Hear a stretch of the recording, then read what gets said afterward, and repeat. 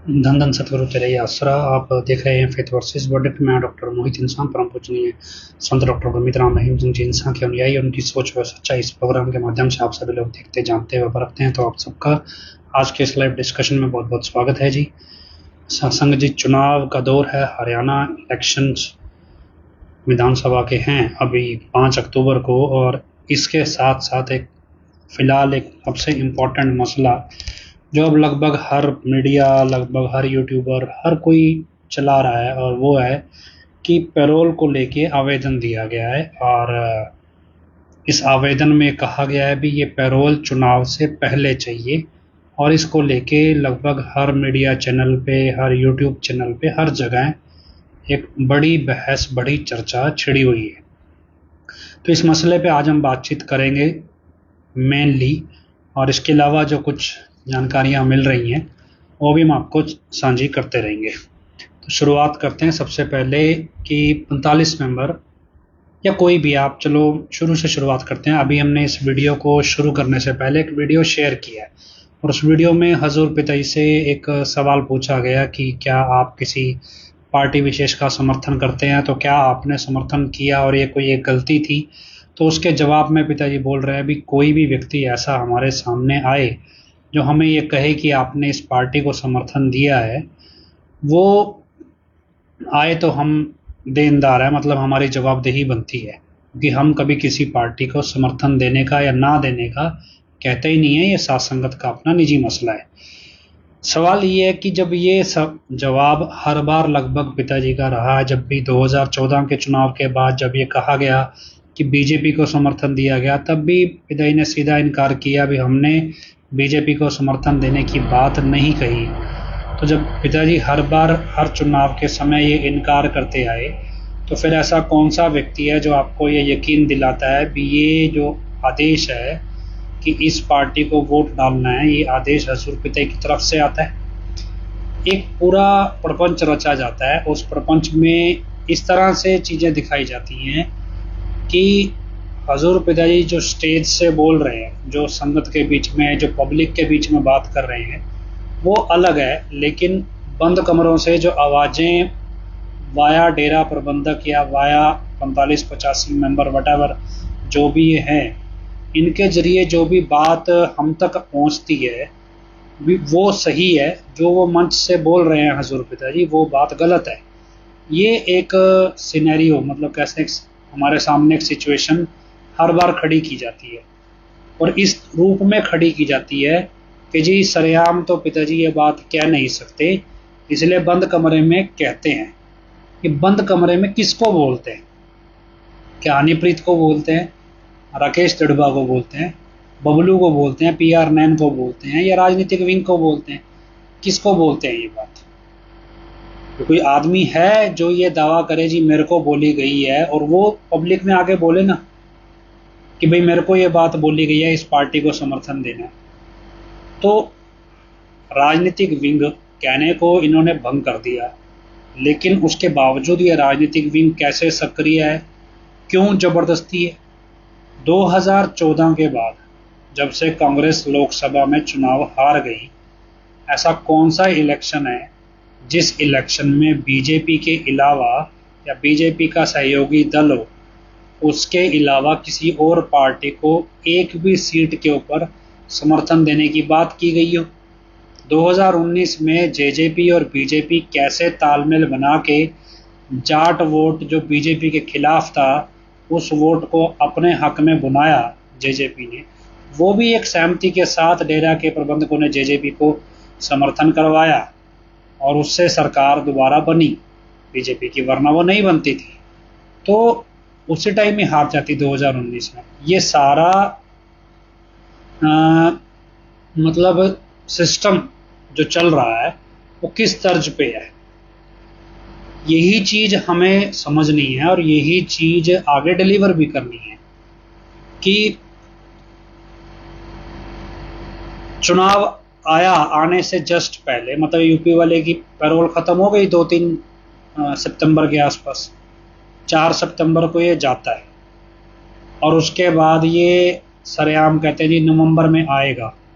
लेकिन 4 सितंबर के बाद जो चुनाव प्रचार चल रहा है, उस चुनाव प्रचार में दिख रहा है भी बीजेपी धीरे धीरे चुनाव में कमजोर होती चली जा रही है प्रचार में, और ये दिख भी रहा है काफी हद तक। बाकी चुनाव का रिजल्ट बताएगा। ऐसे में जितने भी 45 मेंबर हैं, जितनी भी ये चुनावी चर्चाएं जगह जगह जाके कर रहे हैं, वो हम आपको पहले बता रहे हैं। उस चुनावी चर्चा में एक लाइन सिरे से बोली जा रही है भी पिताजी को चुनाव से पहले बाहर ले आओ परमानेंट, काले चोर को कहोगे तो काले चोर को हम वोट डाल देंगे। मतलब क्या है कि आप इस कॉन्सेप्ट को समझो भी, ये हर एक नाम चर्चा में ये एक आदमी प्लान करके बिठाया जाता है और उसको ये बात बोलनी ही बोलनी है जो बड़ी नाम चर्चाएं ये रख रहे हैं। और अब इसका मतलब पैरोल की अर्जी लगेगी, ये बात पहले से डिसाइडेड है, क्योंकि जो Haryana good prisoner conduct act जो कानून है पैरोल का, वो ये कहता है कि एक पैरोल खत्म हो और अगली पैरोल अगर लेनी है तो उसके बीच में कम से कम 1 महीने का गैप होना ज़रूरी है। अब 3 तारीख को पैरोल ख़त्म होती है, 4 तारीख की शाम को सुनारिया जेल में एंट्री दिखाई जाती है। इस तरह से तो 5 अक्टूबर की सुबह ही पैरोल मिल सकती है, जबकि 5 अक्टूबर की सुबह तो वोटिंग पड़नी शुरू हो जाएगी। तो क्या 1 अक्टूबर से जो 5 अक्टूबर की तारीख चुनाव की गई, उसका एक मकसद ये भी था कि भी हरियाणा में जो 1 तारीख को चुनाव होना है उसे 5 को करो ताकि यूपी वाला पैरोल पे दोबारा दिखाया जा सके। यही कॉन्सेप्ट है। अब अचानक से जी पैरोल चाहिए, किसको पता था भी ये पैरोल अप्लाई होगी? मतलब आप ये मान के चलें कि पिछली पैरोल पे इंटरनली डेरा की मैनेजमेंट और कथित तौर पे पिताजी ने ये डिसाइड कर लिया कि भाई अगली पैरोल हमने इस तरीके से लगानी है, इलेक्शन से पहले आपने बाहर आना है। और इस तर्ज पे एडम ब्लॉक ने 45 मेंबरों को 85 मेंबरों को नाम चर्चाओं में प्रचार करने के लिए भेज भी दिया कि भाई ये प्रचार आपने करना है कि पिताजी आ जाएं, हम काले चोर को भी वोट डाल देंगे। अब उस तर्ज पे चुनावी अर्जी लग गई। मतलब इसमें क्या है, आपको वो क्या दिखाना क्या चाह रहे हैं? ये कोई संत मत है, कोई संत की अपनी मौज है, कोई उसकी अपनी मर्जी है, या वो एक कठपुतली है, या वो गुलाम है? ये उस कॉन्सेप्ट पे चीजें परोस रहे हैं। क्योंकि क्या, जब हम ये कहें भी ये व्यक्ति नकली है, ये बहरूपिया है भी, ये सिर्फ एक मतलब घटिया किस्म का हिंदूवाद, मतलब एक तो हिंदूवाद चलो हम कहें भी कुछ हद तक उसमें अच्छी चीजें हैं, मतलब जो हिंदूवाद के नाम पे बच्चों को लिव इन रिलेशन में डालना शुरू कर दे, हिंदूवाद के नाम पे मतलब आपको कहीं भी सारा दिन बच्चों को मोबाइल गेम खिलाओ, आपको ओलंपिक में मेडल मिल जाएंगे मोबाइल गेम खिलाने से, मतलब इस कॉन्सेप्ट पे वो हिंदूवाद घुसाए और ऐसा मतलब इतनी घटिया घटिया चीजें सिखाए हिंदूवाद के नाम पे, उस कॉन्सेप्ट पे उतारा गया ये नकली बंदा बना के। हम कहें भी बंदा नकली है तो लगता है लोगों को यार बकवास कहानी है, ऐसे कैसे हो सकता है भी कोई नकली आदमी आ जाएगा। दूसरा क्या कि दुनियावी तौर पे आपको लगे भी ये मुद्दा इतना बड़ा कैसे हो जाता है, अभी हर एक मीडिया चैनल में उभरने लगे। असल में क्या है कि लोगों की निगाह में कोई जो 2017 के बाद की छवि है वो कोई किसी संत की छवि नहीं छोड़ी है। जिस तरह से मीडिया में चीजें प्रस्तुत की गई हैं वहां पे कोई संत की छवि थोड़ा ही छोड़ी है। पब्लिक है या जो भी न्यूट्रल जो लोग देखो नहीं पर्सनली तौर पे पिताजी को जानते, उनके हिसाब से पिताजी को बहुत मंजे हुए क्रिमिनल हैं और बहुत शातिर दिमाग है, बहुत तरीके से हर चीज करना जानते हैं। और वो किस रूप में प्रस्तुत कर रहे हैं भी, देखो जी बंदा जेल में बैठा है और जेल में भी उसको चैन नहीं है, और कैसे मौके की सरकार के साथ सेटिंग करके ये सारी 2-2 साल में 10-10 पैरोल हो रही हैं, जबकि इतने पुराने कैदी हैं उनको इतनी दिक्कतें होती हैं, उनको कोई पैरोल मिल नहीं रही है। लेकिन अब वो किस रूप में प्रस्तुत कर रहे हैं वो आप सबके सामने है, वो कोई बताने की जरूरत नहीं। पर इस सब में रिजल्ट क्या है? मान लो ये आ जाए, जो भी लोग इसको असली मानते हैं, ये आ गया, इसने करना क्या है? 4 तारीख या 5 तारीख को सुबह आएगा या 4 तारीख को आएगा? 3 तारीख तक की तो पैरोल ऑन रिकॉर्ड दिखाई गई है, तो 4 तारीख को भी आएगा। तो अगर आ जाए तो क्या करेगा इसने? क्या करना है इसने? आके वही 2 मिनट का 30 सेकंड का वीडियो डालना है कि भाई ये चीज़ करनी है जी, एकता में रहना वगैरह वगैरह, ये सब कुछ। और उसके बाद इसने ऑनलाइन मीटिंग लेनी है, कहाँ पे, हर एक ब्लॉक का जिम्मेवार, हर एक ब्लॉक का 45 मेंबर, हर एक ब्लॉक का 85 मेंबर बिठा लेना, और तरीके से जहाँ बिठाया जाएगा वहाँ ना कोई फ़ोन अलाउड होगा, ना कुछ अलाउड होगा। वहाँ पे एक आधा चापलूस खड़ा होगा, उसको सिर्फ एक ही बात बोलनी है भी जैसा ये कहे वैसा आपने करना है, एकता में रहना है, जैसा ये कहे वैसा करना है। और पिछली बार तो जब राजस्थान में चुनाव था तब तो सीधा ही बोल दिया था कि बीजेपी को वोट डालना है। मतलब क्या है कि ये, हमें राजनीति से मतलब क्या है? एक तरफ हम कहें जी हम रूहानियत है, दोनों जहानों की दुनिया, हमारी दुनिया ही अलग है।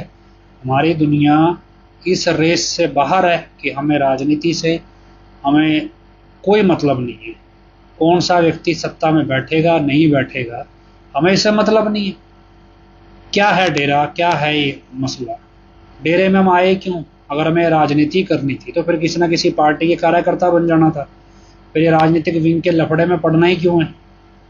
तो डेरे क्या करने आए थे? राजनीति ही कर लेनी थी, पैसे ही कमाने हैं, यही कर लो। असल में क्या है कि हमें सिर्फ और सिर्फ अपना फायदा देखना है और कुछ नहीं, यही है। प्रैक्टिकली डेरे में हम आए क्योंकि हमें दुनियादारी छोड़नी है, हमें भगवान का नाम जपना है। तो किसी रूप में कोई भी जपता, हमने डेरे का रास्ता चुन लिया, किसी ने कोई रास्ता चुना होगा, हमने डेरे का रास्ता चुन लिया जी, हमको भगवान का नाम जपना है, हमें नाम दे दो, हम जप लेंगे बैठ के, जब मन करेगा सत्संग आ जाएंगे, हमारे पास 4 पैसे होंगे किसी की मदद में लगा देंगे, सेवा कर लेंगे, हमारे पास टाइम होगा, छुट्टी मिल सकती है काम में, हम या तो दान कर सकते हैं पैसा, या फिर शारीरिक तौर पे जो पैसा दान नहीं कर सकते वो शारीरिक तौर पे सेवा कर सकते हैं, वो सेवा कर लेंगे। सिर्फ इतना ही तो था। किसकी सत्ता बनेगी किसकी नहीं बनेगी इससे हमारे को फर्क पड़ता है? एक तरफ तो हम कहें भी कोरोना आ गया, कोरोना आ गया जी, उसके बाद उसका टीका आ गया, टीका आ गया तो टीके से, उस टाइम तो टीके लगवा लिए, अब कहे जी टीके से कोई ठीक नहीं हुआ, फिर आया जी टीके से नुकसान ज़्यादा है फ़ायदे कम है, और इधर से चिट्ठी लिख के आगे टीका आपने लगवाना ही लगवाना है। भाई कंपनियां जो टीके लगा रही है वो तो बोल रही है इसका नुकसान, चिट्ठी में लिखा आगा लगवाना लगवाना, इसमें रूहानियत कहाँ है? ये सरकार का प्रचारक नहीं बन गए सारे के सारे?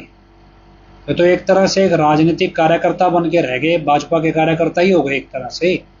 जितने भी एडम ब्लॉक के मेंबर हैं, इन्होंने एक तरह से पूरा डेरे का जो सिस्टम है उन सबको बीजेपी के कार्यकर्ता बना दिया। और यही चल रहा है, बीजेपी के कार्यकर्ता बन के गली गली पहले कटोरे मांगते, कटोरा लेके घूमते हैं भी पैसा दे दो पैसा दे दो, अब जा रहे हैं जी आप वोट दे दो वोट दे दो, बदले में पैसा कौन दे रहा है? प्रत्याशी या पार्टी से पैसा हट रहे। फिर ये ऐसा नहीं कि सिर्फ बीजेपी तक सीमित है, आम आदमी पार्टी वालों से अलग पैसा मांग रहे हैं, कांग्रेस से अलग पैसा मांग रहे हैं, बाकी जो निर्दलीय खड़े होंगे, इनेलो वाले खड़े होंगे, उनसे भी अलग पैसा मांग रहे हैं। मतलब हो क्या रहा है? इस सब में हमको क्या फायदा है? बीजेपी की सरकार आए या ना आए, इससे हमें फायदा क्या है? जब थी तब क्या, कौन सा तीर मार लिया? दर्जनों लोग गोली मार दी सरेआम, एक फर्जी केस, झूठे केस में एक संत को सरेआम बदनाम करके जेल में डाल दिया। एक 2 टके का पुलिस वाला जिसकी शक्ल मुंह ना मथा नाक पूंजना उसको आता नहीं, वो खड़ा होकर बोलता है जी मैंने तो भाई ये कर दिया, मैं बीजेपी का प्रत्याशी। औकात नहीं है उसकी, मतलब हमारे सामने नजर मिलाने की उस आदमी की, और वो चुनाव प्रत्याशी बन के सरेआम बोलता है मैंने ये अत्याचार किए, जेल के अंदर जेल बनाई, और उस 2 कौड़ी के आदमी को मैनेजमेंट बोलती है वोट डाल के आओ। मुंह पे जूत ना मारें उसके भी वोट डाल के आओ, लेकिन नहीं डाल के आओ।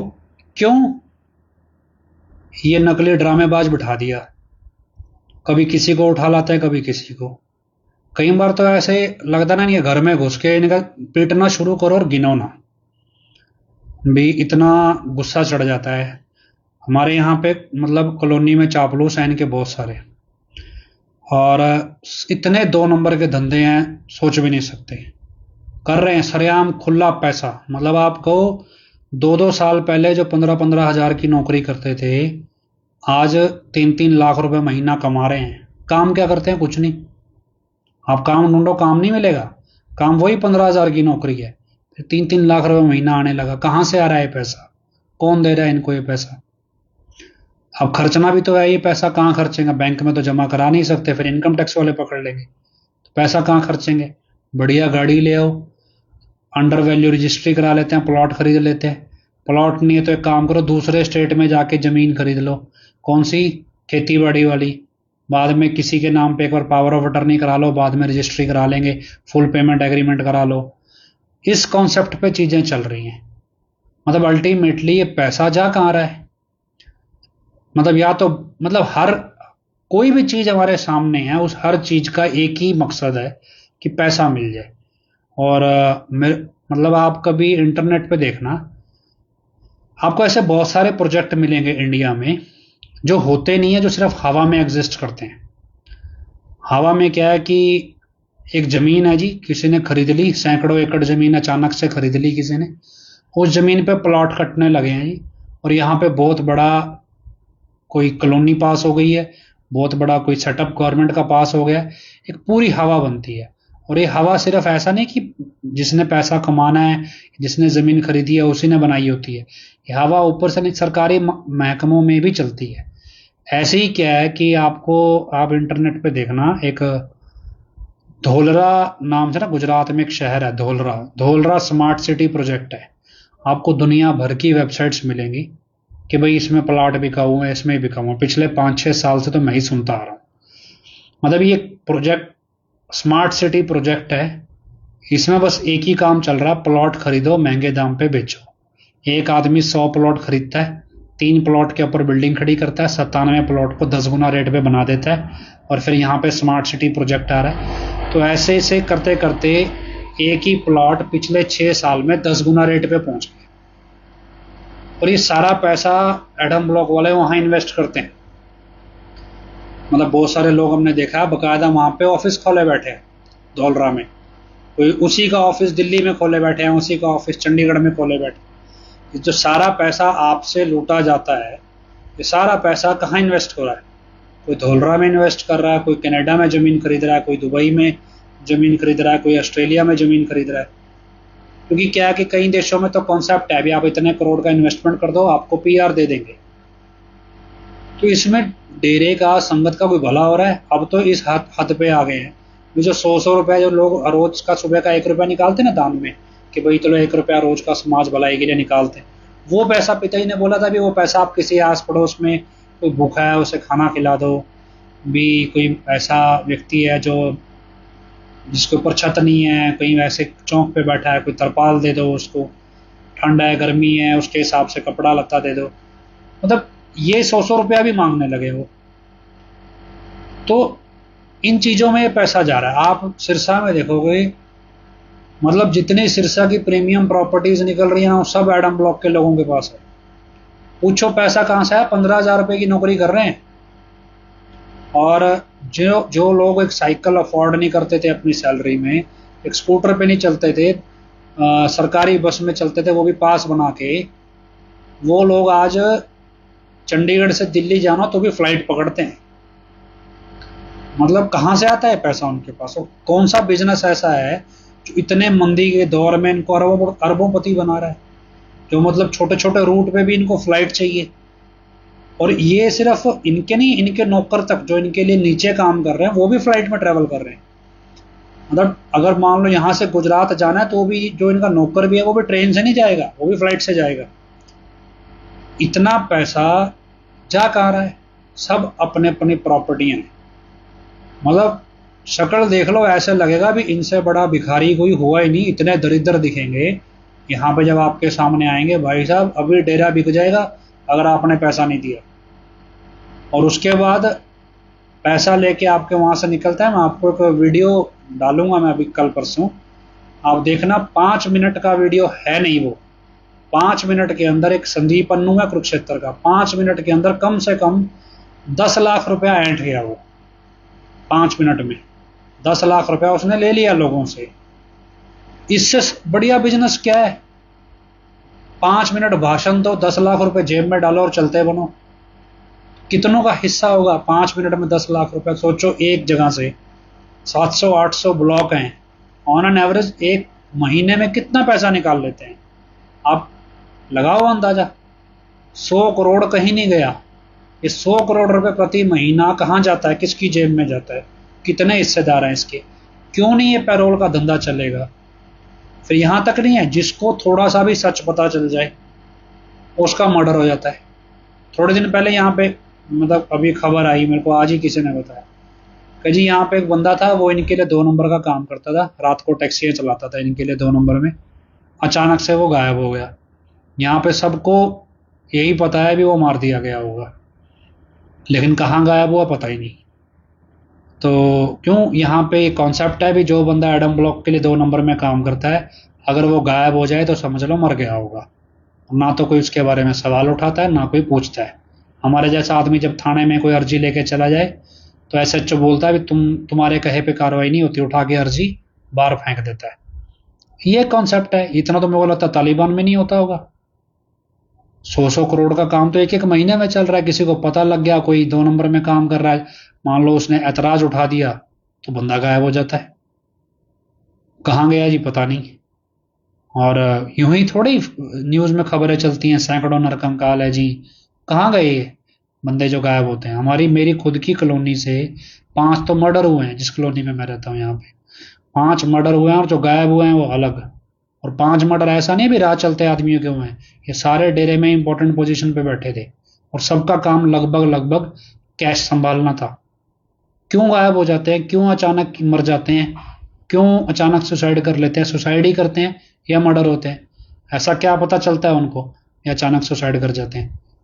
मतलब आप क्या चाहिए, क्या आपको इससे? ये यूपी वाला आगे बोल देगा बीजेपी को वोट डाल दो, तो क्या जीत जाएगी बीजेपी? जीती है इसके कहने से कहीं। दिल्ली में जीत गई, हिमाचल में बोला जीत गई, राजस्थान में जिस जिस सीट पे डेरे का गढ़ था सारी जगह हारी है। कहां जीत रही है? उत्तर प्रदेश में भी चुनाव, लोकसभा चुनाव में बोला जीत गई, नहीं। हरियाणा में कितना लोकसभा सीटों पे जीत गई? कहां असर दिखता है डेरे की वोट का? कहीं भी तो नहीं।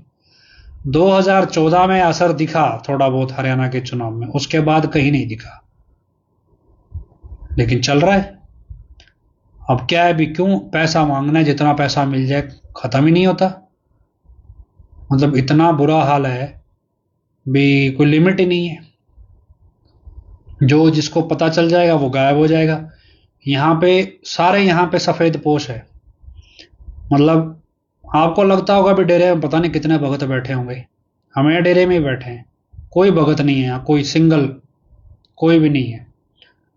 सब यहाँ पे नोट पैसे ऐंठ रहे हैं, कुछ नहीं कर रहा कोई। मुझे लिटरली एक भी आदमी, एक भी वर्कर डेरे का ऐसा आज दिखाई नहीं देता जो डेरे के प्रति वफादार हो, अपनी नौकरी के प्रति भी ईमानदार हो। कोई नहीं है। 70 पैसे तो मेरे को ही खबरें देते रहते हैं। क्यों? उनको ये पता है भी कहीं कल को इससे बना के रखें, कुछ गड़बड़ हो जाएगी तो ये हमारे को बचा लेगा। मेरे पास ही कोई मिल जाए मेरे को, पब्लिकली सारे ऐसे मुंह फेर लेंगे जैसे जानते नहीं। अभी जहां मान लो किसी रेडी के ऊपर मैं गोलगप्पे खाने खड़ जाऊं, कोई चीज लेने खड़ जाऊं दुकान पे, कहीं टकर जाए कोई अनजाने में बंदा, अब मैं जानता भी नहीं होता, वो मेरे पास आके बोलेगा हाँ जी आप ही का लाइव सुनते हैं हम, और ये जानकारी थी जी, आपको देना चाहते थे। बस जी, हम तो ऐसा है, हमें तो पता है डेरे में गलत हो रहा है, और मुझे पता है जो जानकारी देने वाला बंदा है वो भी गलत है, लेकिन क्यों दे रहा है वो? उसको लगता है भी इससे भी बना के रखो, कल को अगर पुलिस कार्रवाई होगी तो हम तो दिखा देंगे हम तो वफादार थे, भी पुलिस के कानून के वफादार थे। लेकिन है कोई भी नहीं, सब नौटंकी है। मतलब जिन बंदों के ना, कुछ ऐसे मेरे को एक स्टूडेंट मिले जो पुराने स्टूडेंट हैं, गर्ल्स स्कूल के हैं चाहे बॉयज स्कूल के हैं, कॉलेज के हैं, वो कई टीचरों की कसमें खाते हैं भैया, ये टीचर तो जी इसने हमारी बड़ी, इनके तो हम बड़े फैन हैं, इन्होंने हमारे को बड़ा कुछ सिखाया है। जिन टीचरों के बारे में वो बताते हैं ना, वो यहाँ से 3-3, 4-4 करोड़ रुपया खाए बैठे, और मेरे जैसों के पैर पकड़ते हैं वो, औरों को तो छोड़ो, मेरे जैसों के, जबकि वो मेरे भी टीचर रहे हैं, तो भी मेरे जैसों के पैर पकड़ते हैं भी हमारे खिलाफ कुछ करना मत। ये हालत है। कहाँ जाएं, किसको बोले? भाई इतना पैसा चल रहा है यहाँ 25, मतलब आप जाओ, रेट लगे हर चीज का, भी इतने रेट के अंदर ये काम होएगा। और उसके बाद अलग है भी आप उसमें से कैसे बचोगे कैसे नहीं बचोगे, तो बाद की बात है। आपके ऊपर कानूनी कार्रवाई बिठानी है, हर चीज का एक रेट है। इस रेट पे इतनी कार्रवाई बैठ जाएगी, आपको कोर्ट के दायरे से बाहर निकलने में 2-3 साल लग जाएंगे। एक बार तो बैठ जाएगी, उसके बाद क्या है, क्योंकि इनके कौन सा कोई बाप का पैसा है जो जाना है, संगत से लूट के फिर दे देना है, यही चल रहा है और ये सबको पता है। आप कोर्ट में जाओ, वकील बोलेगा ना कि यार डेरे के खिलाफ यार केस लगाना है, तो ना जी, जैसे ही उनको पता चल जाए भी ये वकील डेरे के खिलाफ केस लड़ेगा, आपने दिया होगा 5,000, 10,000, 20,000, 50,000, उन्होंने देना 50 लाख रुपया, हो गया। आपको पहली बात तो वकील कोई मिलेगा नहीं, मिल जाएगा तो इतना पैसा उसको देख क्या होगा, यार छोड़ो क्या जरूरत है, मना कर देगा, ना जी हमारे बाल बच्चे पढ़ते हैं, हमें जिंदा रहना है। कोई पत्रकार मिल जाए, बोले यार ये खबर है डेरे के बंदे गलत कर रहे हैं काम, खबर चला दो, बोला हमें छत्रपति थोड़ा ही बनना है, मार देंगे। मतलब क्या है भी, क्या क्या छवि है, क्या समाज है, क्या चीज चाहिए इस सब से भी? क्यों ये उतावलापन है जी, पैरोल दे दो, बीजेपी को वोट दिलवाना है, बेशर्म नहीं आती? अब हम दुनिया को तो यही लग रहा है ना भी ये हजूर पिताजी कर रहे हैं। मेरे को एक बात बताओ, प्रदीप कलेर सरेआम मीडिया में आके बोल के गया ना कि हर्ष दूरी ने हजूर पिताजी के फर्जी सिग्नेचर माफीनामे पे किए, ये बात वो मीडिया में बोल के गया। और वो किसका प्रबंधक? डेरे का ही प्रबंधक था, संगत का ही प्रबंधक था ना। उसी के कहने पे बीजेपी को वोट डाला था 2014 में।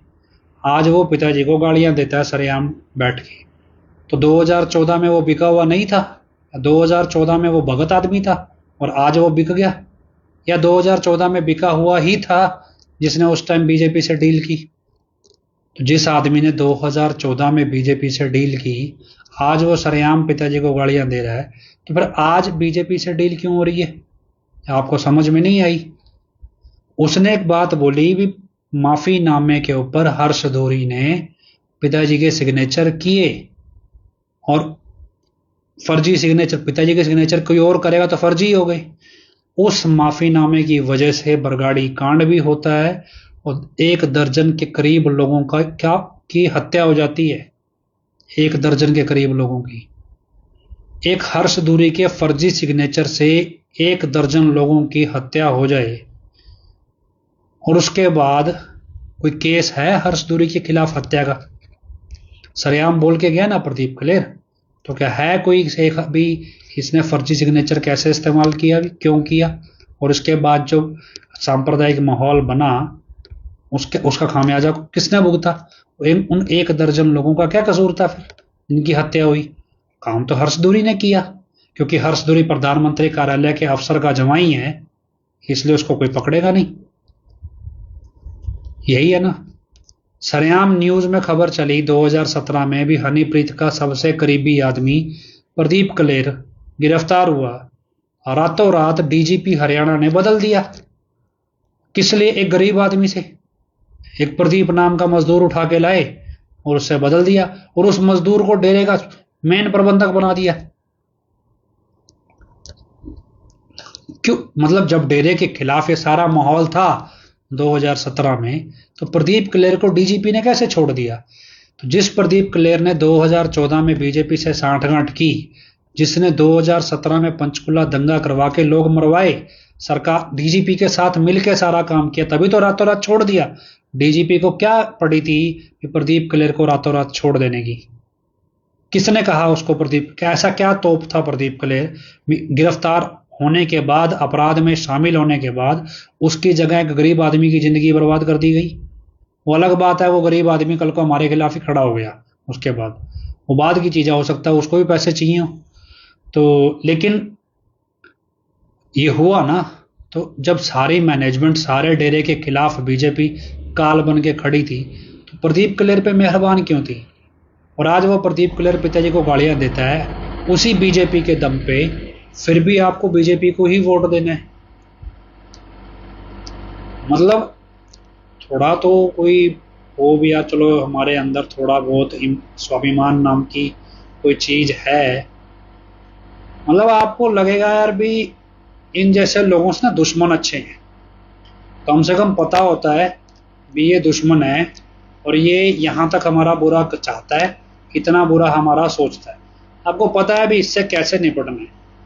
ये लोग ऐसे ना, इनकी शक्ल देख के घिन आने लगेगी आपको कि भैया ये ऐसे लोग हैं, मतलब अपनी सगी माँ को बेच के खा जाए, और तो छोड़ो इससे इतने घटिया लोग हैं भी। इनको आप कोई शब्द नहीं मिलेगा आप, ये आपको कहें भी ये घटिया, कितने घटिया होंगे अब अंदाजा नहीं लगाते। मैं आपको सिर्फ नाम नहीं बता सकता, ऐसे ऐसे लोग हैं। और मेरे सामने की बात है, क्योंकि हम डेरे में रहे हैं तो हमारी कुछ ऐसी ड्यूटीज भी पिताजी ने लगाई भी, निगाह रखने की। ऐसे ऐसे लोग हैं जिनकी अपनी सगी बेटियों से भी नाजायज संबंध हैं, और वो डेरे में बड़े अव्वल दर्जे के भक्त हैं। ऐसे ऐसे सेवा समिति के लोग हैं जिनके घर की लड़कियां प्रबंधकों के साथ नाजायज संबंध में हैं और चुप हैं, लेकिन डेरे के अंदर अव्वल दर्जे के भक्त हैं।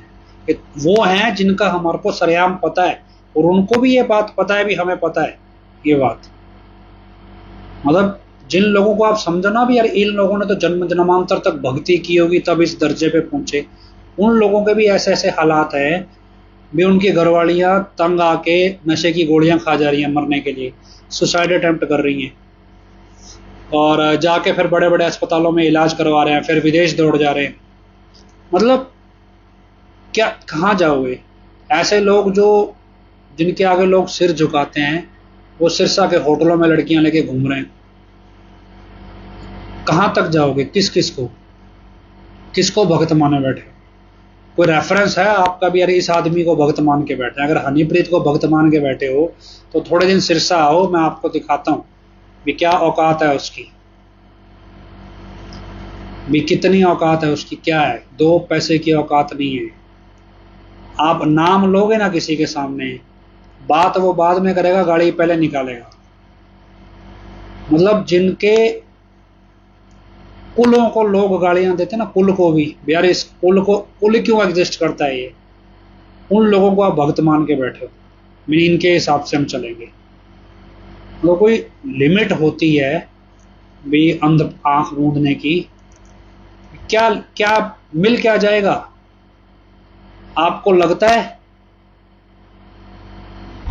बीजेपी को कितना जोर लगाया जस्सी मासड़ को जिताने के लिए इन्होंने भी? जस्सी मासड़ है जी हमारा, वहां पे पंजाब में निर्दलीय चुनाव लड़ेगा, बड़े वीडियो डाले, ऐसी ने रिठावांगे, ऐसी ने चरणों मासी ने बड़े जी, बस राजनीति में तो यही बदलाव लेके आएगा वगैरह वगैरह।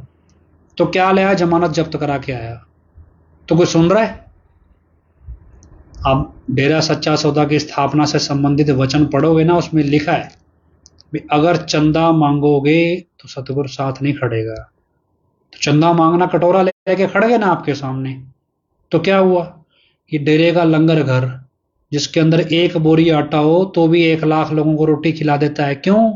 क्योंकि यहां रहमत बरसती थी। आज चंदा मांगना शुरू कर दिया, 1 लाख लोगों का खाना हो, 100 बंदों को खिलाना मुश्किल पड़ जाता है इनको, तो भी 2 रोटी के बाद तीसरी रोटी हाथ में नहीं रखते। क्यों भाई? कहां से लाए? मतलब कहां गई वो बरकत, कहां गए वो वचन? वचन यही थे ना कि भाई राम नाम तो रहा ही नहीं, सारा कुछ तो गंद है। आप जाओ सिरसा के इलाके में जो गैर सत्संगी, उनसे पूछो आसपास के गांव वालों से, आपको असलियत पता चलेगी। क्या गुल खिलाते हैं आपके प्रबंधक यहाँ पे। मतलब कोई शक्ल देखना पसंद नहीं करता। मैं एक दुकान पे गया, प्रोटीन सप्लीमेंट की दुकान थी, तो वहां पे वो प्रोटीन, कई बार हम जैसे सफर पे जाते हैं तो एक प्रोटीन वाली चॉकलेट मिलती है। उसमें क्या है, अभी एक चॉकलेट ले लो, लंबे सफर पे आपको भूख नहीं लगती भाई, आप वो चॉकलेट लेके चलो। तो वो चॉकलेट लेने कई बार उस दुकान पे जाते हैं। हमारे को पता क्या बोलता है? हमारे को बबलू की फोटो दिखा के बोलता है, कह जी ये आदमी हमारे पास आके धौंस देता है कि मैं डेरे का प्रबंधक हूं, मेरे को 100 रुपए डिस्काउंट दो। ये औकात है डेरे के प्रबंधक की। बबलू की फोटो लिटरली दिखा के उन्होंने मेरे को बोला कि ये 100 रुपये हमारे से डिस्काउंट मांगता है और ये धौंस देके कि मैं डेरे का प्रबंधक हूं, मैं चाहूं तो तुम्हारी दुकान बंद करा सकता हूं।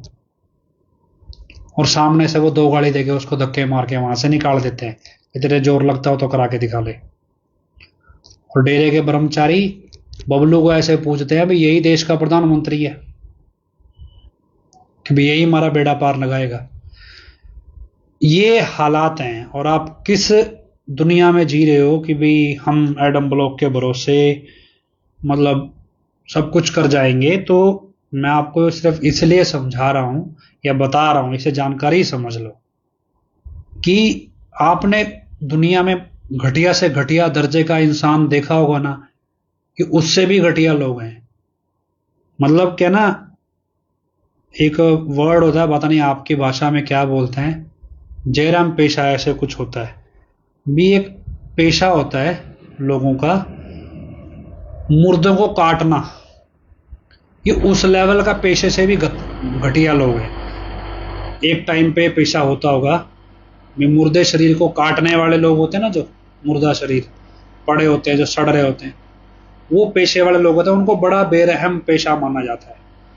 तो उससे भी मतलब वो भी लोग फिर भी शायद उनके अंदर भी कोई दिल नाम की चीज होगी, इनमें वो भी नहीं है। जयराम पेशा ऐसा कुछ, जरायम पेशा ऐसा कुछ होता है वर्ड। तो उससे भी घटिया लोग हैं और कहने को आपके सामने ऐसे रूहानियत पेलते हैं भी इनसे बड़ा भक्त नहीं है। मतलब आप इनको पता चलना चाहिए भी इनको यहां से पैसा मिल सकता है। ऐसे ऐसे कहानियां, ऐसे ऐसे चमत्कार आपको सुनाएंगे भी, आपको लगेगा भी बस मैं तो भी कुर्बान हो जाऊं। और अभी कल एक मेरे को किसी ने वीडियो भेजा, आज ही भेजा शायद, एक रामपाल का जो ये हिसार में एक संत रामपाल का डेरा चलता है, उनके जो आईटी सेल वाले, उन्होंने एक पॉडकास्ट डाला है और उस पॉडकास्ट में जिला स्तर का जिम्मेवार बोल रहा है। वो क्यों नहीं बोलेगा, वो हालांकि वो अपने जिला स्तर के दायरे पे ही बातें बोल रहा है, वो ऐसा नहीं है कि ज्यादा बाहर की बोल रहा है। ठीक है, उसको किसी ने जानकारी दी नहीं या उसने जानकारी जुटाने का प्रयास नहीं किया, उसको अलग तरीके से चीजें चाहिए थी, या फिर हो सकता है आजकल पैसे देके प्रमोशन, कोई कुछ किसी से कुछ भी बुलवा लो। पर जो उसका पॉडकास्ट देख के समझ में आता है कि भाई जो इंटरव्यू लेने वाला बंदा है वो तो चलो प्रोपेगेंडा चला रहा है, लेकिन जो दूसरा व्यक्ति है उसके पास जो लैक ऑफ इंफॉर्मेशन है, जो जानकारी की कमी है, और जिस तरीके से उसके सामने चीजें आई, उसका बोलना अपनी जगह सही है, क्यों ना बोले वो भी। आप जानकारी दे ही नहीं रहे हैं जब, और ये ऐसे ऐसे काम हो रहे हैं जहां पे आप मतलब बिल्कुल जो गरीब से गरीब व्यक्ति है उससे भी पैसा मांग ले रहे हैं, उससे भी 100 रुपये आप खींच ले रहे हैं। मतलब वो अपने लिए चीज नहीं खरीद रहा, आपको पैसा दे रहा है। किस लिए? आपको अफसरों को रिश्वत देनी है। किसको नहीं पता है भी हर एक नाम चर्चा में ये रिश्वत मांगी गई भी, चुनाव में रिश्वत देनी है और पैरोल पे बाहर निकालना है। किसको जाएगा ये रिश्वत का पैसा? चुनाव आयोग को, चुनावी अफसरों को, किसको जाएगा? सरेआम मांगी गई ना, सबसे पैसा मांगा गया, हर ब्लॉक में नाम चर्चा हुई कि भाई पैरोल के लिए पैसा चाहिए, देना है आगे।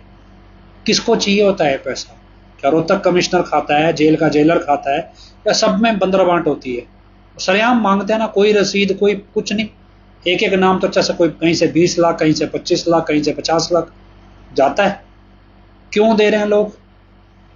ना तो वो लाइव चलाना है उसने, गधे की तरह हींग के वो चला जाएगा, उसको कोई बात का नहीं पता होता, जिद का नहीं पता होता। सुनने वाले भी बेवकूफ, सुनाने वाला उससे बड़ा बेवकूफ। जाना ही नहीं किसी ने अपने गुरु को, किसी ने जाना ही नहीं अपने गुरु को भी क्या हस्ती है वो। प्रॉब्लम क्या है भी, दुनिया की रेस पैसे के इर्द गिर्द है, आम दुनिया की, चाहे वो कोई है, चाहे वो पत्रकार है, चाहे वो विद्वान है, चाहे बुद्धिजीवी है। किसको देश का भला करना है? सब देश का भला तो कोई बिरला होता है भगत सिंह जैसा जो वास्तव में कोई देश के लिए सोच रहा हो। हर बंदा अपने एक दायरे तक सीमित है, उससे बाहर नहीं निकलेगा। निकालो चिल्ला, बोलेगा ही नहीं कुछ। लेकिन क्या है, नहीं हम अब किसको कहोगे? मैंने जिनको आप बड़े से बड़ा देशभक्त समझ रहे हो ना, सबको आजमा के देखा। देशभक्त वही है जो लड़ाई लड़ते लड़ते मर गया, शहीद हो गया बॉर्डर पे या जंग में, या दुश्मन ने मार दिया। और ऐसा नहीं है कि वो स्पेशल मरने के लिए आगे गया, उसका पेशा है। पर क्या है कि वो गया, लड़ा, किस लिए? क्योंकि उसका पेशा है देश की सुरक्षा करना। पेशा और देशभक्ति दो अलग चीज है। देशभक्ति क्या है? जब आप कैप्टन विक्रम बत्रा जैसे आपको दिखते हैं, जो मतलब मैं ये जो लोग मतलब रिस्क लेके आगे जाते हैं कि भाई हमें देश के लिए लड़ना है, तब बहुत से ऐसे शहीद मिलेंगे आपको जो उसी में मारे जाते हैं, क्या कहते हैं, आतंकवादी हमले में। वो तो लड़ाई नहीं लड़ते, पड़े पड़े बम फटा, शहीद हो गए। देशभक्ति सिर्फ वर्दी पहन के या कोई दिखावे की चीज नहीं है, वो आपके अपनी इनबिल्ट सेंस है। अभी आपको देश के लिए कुछ करना है, आपकी एक अपनी जिम्मेदारी है। वो सिर्फ बॉर्डर पे खड़े लोगों के लिए नहीं है, वो आप सारे सबके लिए होती है। लेकिन क्या नौटंकी चला रखी है? यूपी वाला आएगा जी तिरंगे घुमाने हैं, भाई आपको घर पे तिरंगा लगा देना है। कर क्या रहे हो? भी गरीबों को, देश की जनता को लूट रहे हो और खड़े होकर तिरंगा ही लहरा रहे हो, हम देशभक्त हैं। मतलब मतलब किसी भी टॉपिक पे आप बात करो, किसी भी चीज पे करो, ऐसा समझ तो आए भी ये चीज हमारे को अट्रैक्ट कर रही है जी, भी इस चीज की वजह से हम डेरे में जाएंगे, इस चीज की वजह से हम बीजेपी को वोट डालेंगे। बीजेपी को छोड़ो, बाकी किसने चांद चढ़ाए? हर किसी की अपनी की विचारधारा है, हर किसी की विचारधारा है। कांग्रेस की अपनी विचारधारा है, आम आदमी पार्टी। आपको कांग्रेस, चलो थोड़ा डेवलपमेंट के नाम पे पढ़े लिखे लोग उसमें ज्यादा हैं, तो वो थोड़ा बहुत पढ़ाई लिखाई के हिसाब से सोचते हैं।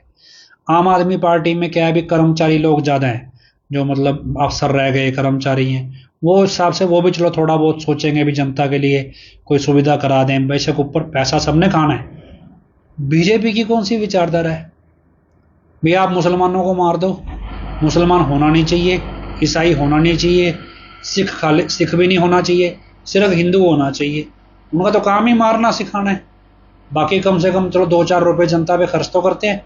कोई भी पार्टी हो, इनेलो है, कहा जाता था चलो किसान के फेवर की पार्टी है, बाकी उसके दुष्यंत चौटाला ने चांद चढ़ाए हैं, उसके बाद तो वो भी नहीं रही। लेकिन क्या है कि कम से कम इनके पास कोई मुद्दा तो है जनता के लिए। बीजेपी के पास तो है ही कुछ नहीं, सिवाय लोगों को मरवाने के, सिवाय लोगों को लड़ाने के। डेरा एकमात्र ऐसी संस्था है पूरे वर्ल्ड की जो सभी धर्मों को जोड़ने में काम करती है, सब लोगों को। किस लिए? समाजवाद पे। बाकी सब तोड़ रहे। आप किसी संस्था को, किसी धर्म को उठा लो, किसी ठेकेदार, हर एक व्यक्ति आपको किसी ना किसी से तोड़ रहा है। यही काम अब यूपी वाला आगे करने लग गया पैरोल पे। किससे जोड़ता है ये आपको? ये आपको बोल रहा है मंदिरों में जाओ, वहां पे दिए जगाने शुरू कर दो, देवी देवता पूजने शुरू कर दो। ये तो इस काम के लिए करना था तो पंडित बथेरे थे हमारे को, डेरे क्या करने आए थे फिर हम? तो पंडित करा ही देते हैं काम सारे, दिए भी फुकवा देंगे, वो जागरण भी करवा देंगे, हवन भी करा देंगे, सब कुछ करा देंगे। वो तो डेरे ऐसे तैसे कराने आए थे। लेकिन नहीं, चल रहा है, सब कुछ चल रहा है। कहां तक किसको बोलो किसको नहीं, कुछ समझ से परे है सब चीज।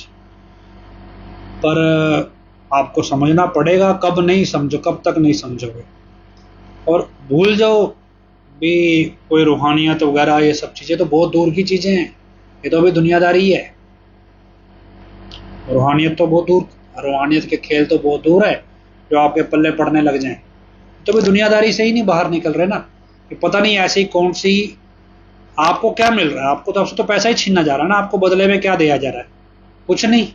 आपके घर में 4 पिन्नियां ला के गिर देंगे, 4,000 रुपए की एक पिन्नी है, खाओ बस, और क्या है। चलो खैर, इसकी कोई लिमिट नहीं है। पंजाबी भाषी कुछ लोग होंगे, थोड़ा बहन वीरपाल को आपको फोन लाइन पे ले लेते हैं। हाँ जी बहन जी।